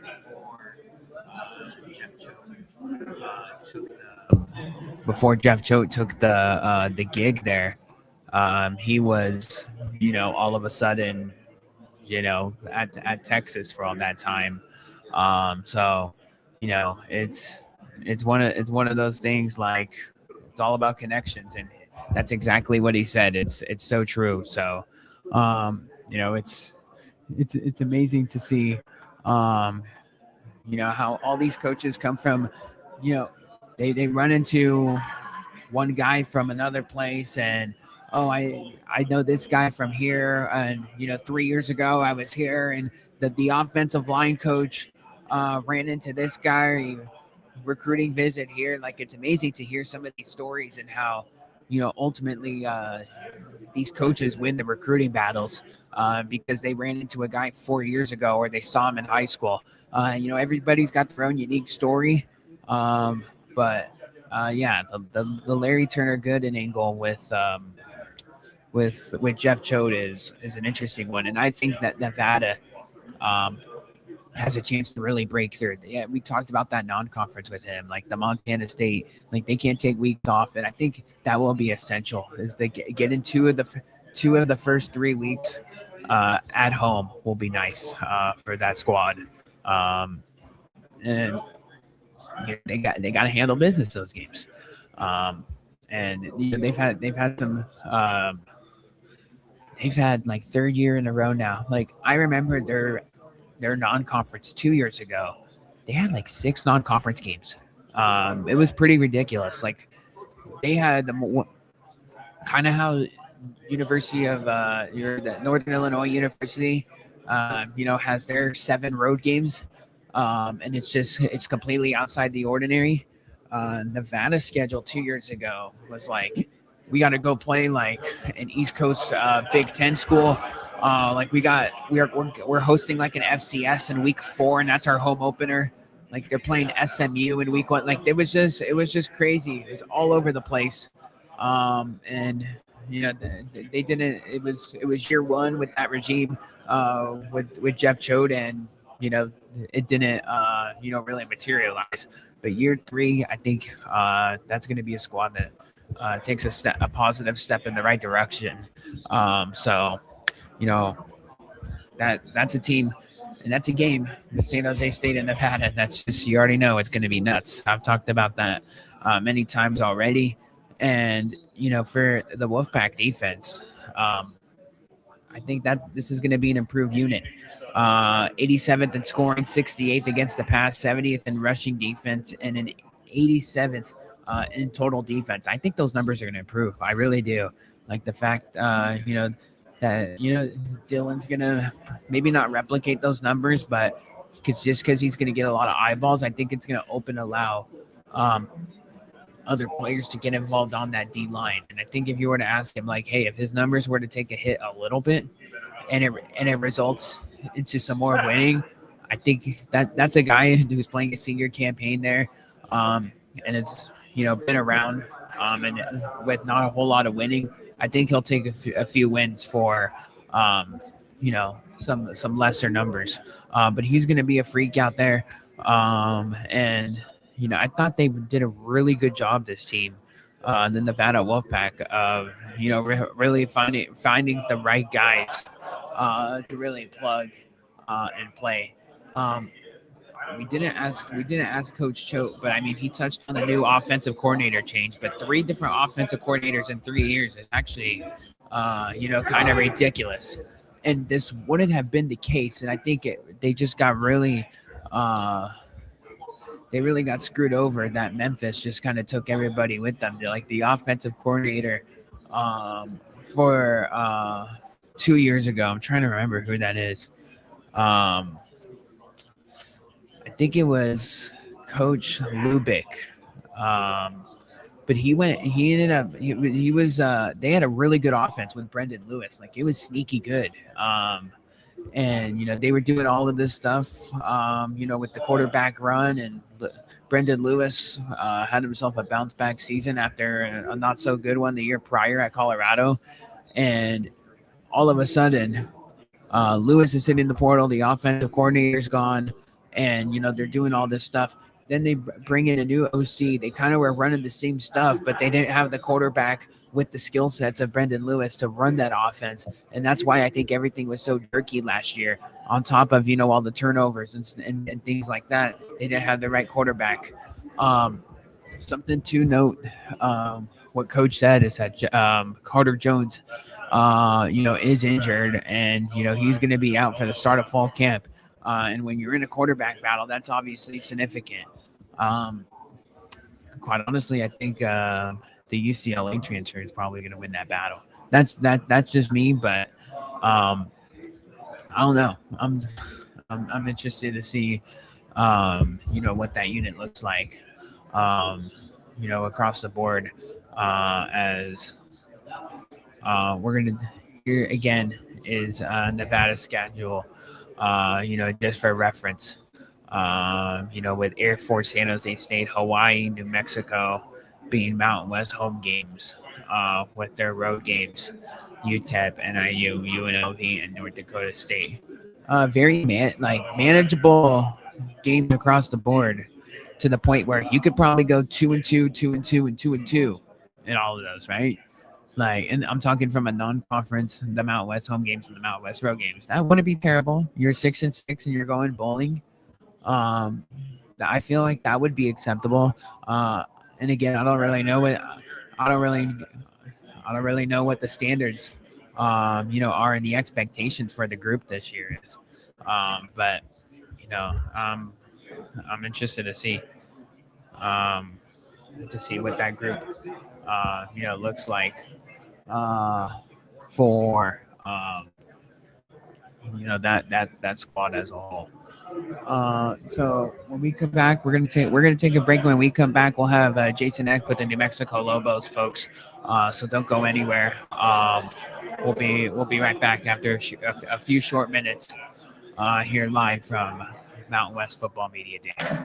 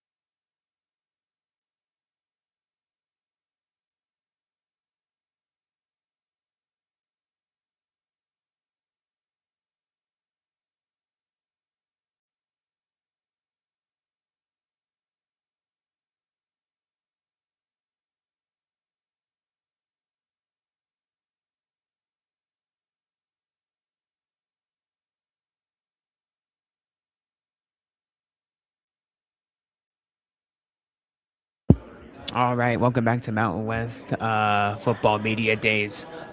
Just a quick update on my end here because the morning session is starting to slow down. We're going to attempt to get Jason Eck a little bit later. He's got to go do some mandatory NCAA stuff from what I'm being told.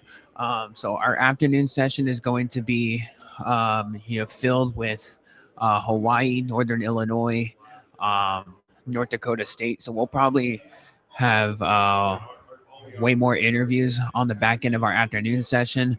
But for right now, is what we're going to do is we're going to end this stream and then same deal as that we had, for day one yesterday. And that is we're gonna restart the second stream. So if you're on youtube.com/@the-sports-sentiment, that will be just go on the live tab and it'll be the next one. It's scheduled for within the 1 o'clock hour. So just keep an eye on that. We'll be back up and running on YouTube, just on a separate stream. And then if you're on Twitter, you will have no problem finding it on Twitter/X. So we're going to have plenty more coaching, head coach interviews. We're also going to have San Jose State Athletic Director Jeff Konya join our table as well. So that's going to be after the lunch period in the afternoon session. So what we're gonna do is we're gonna end this stream right now, and we're gonna come back on the new stream for the YouTube audience around the 1 o'clock hour. So again, everybody, thanks for tuning in, and we'll be back in approximately 90 minutes or so. Appreciate y'all.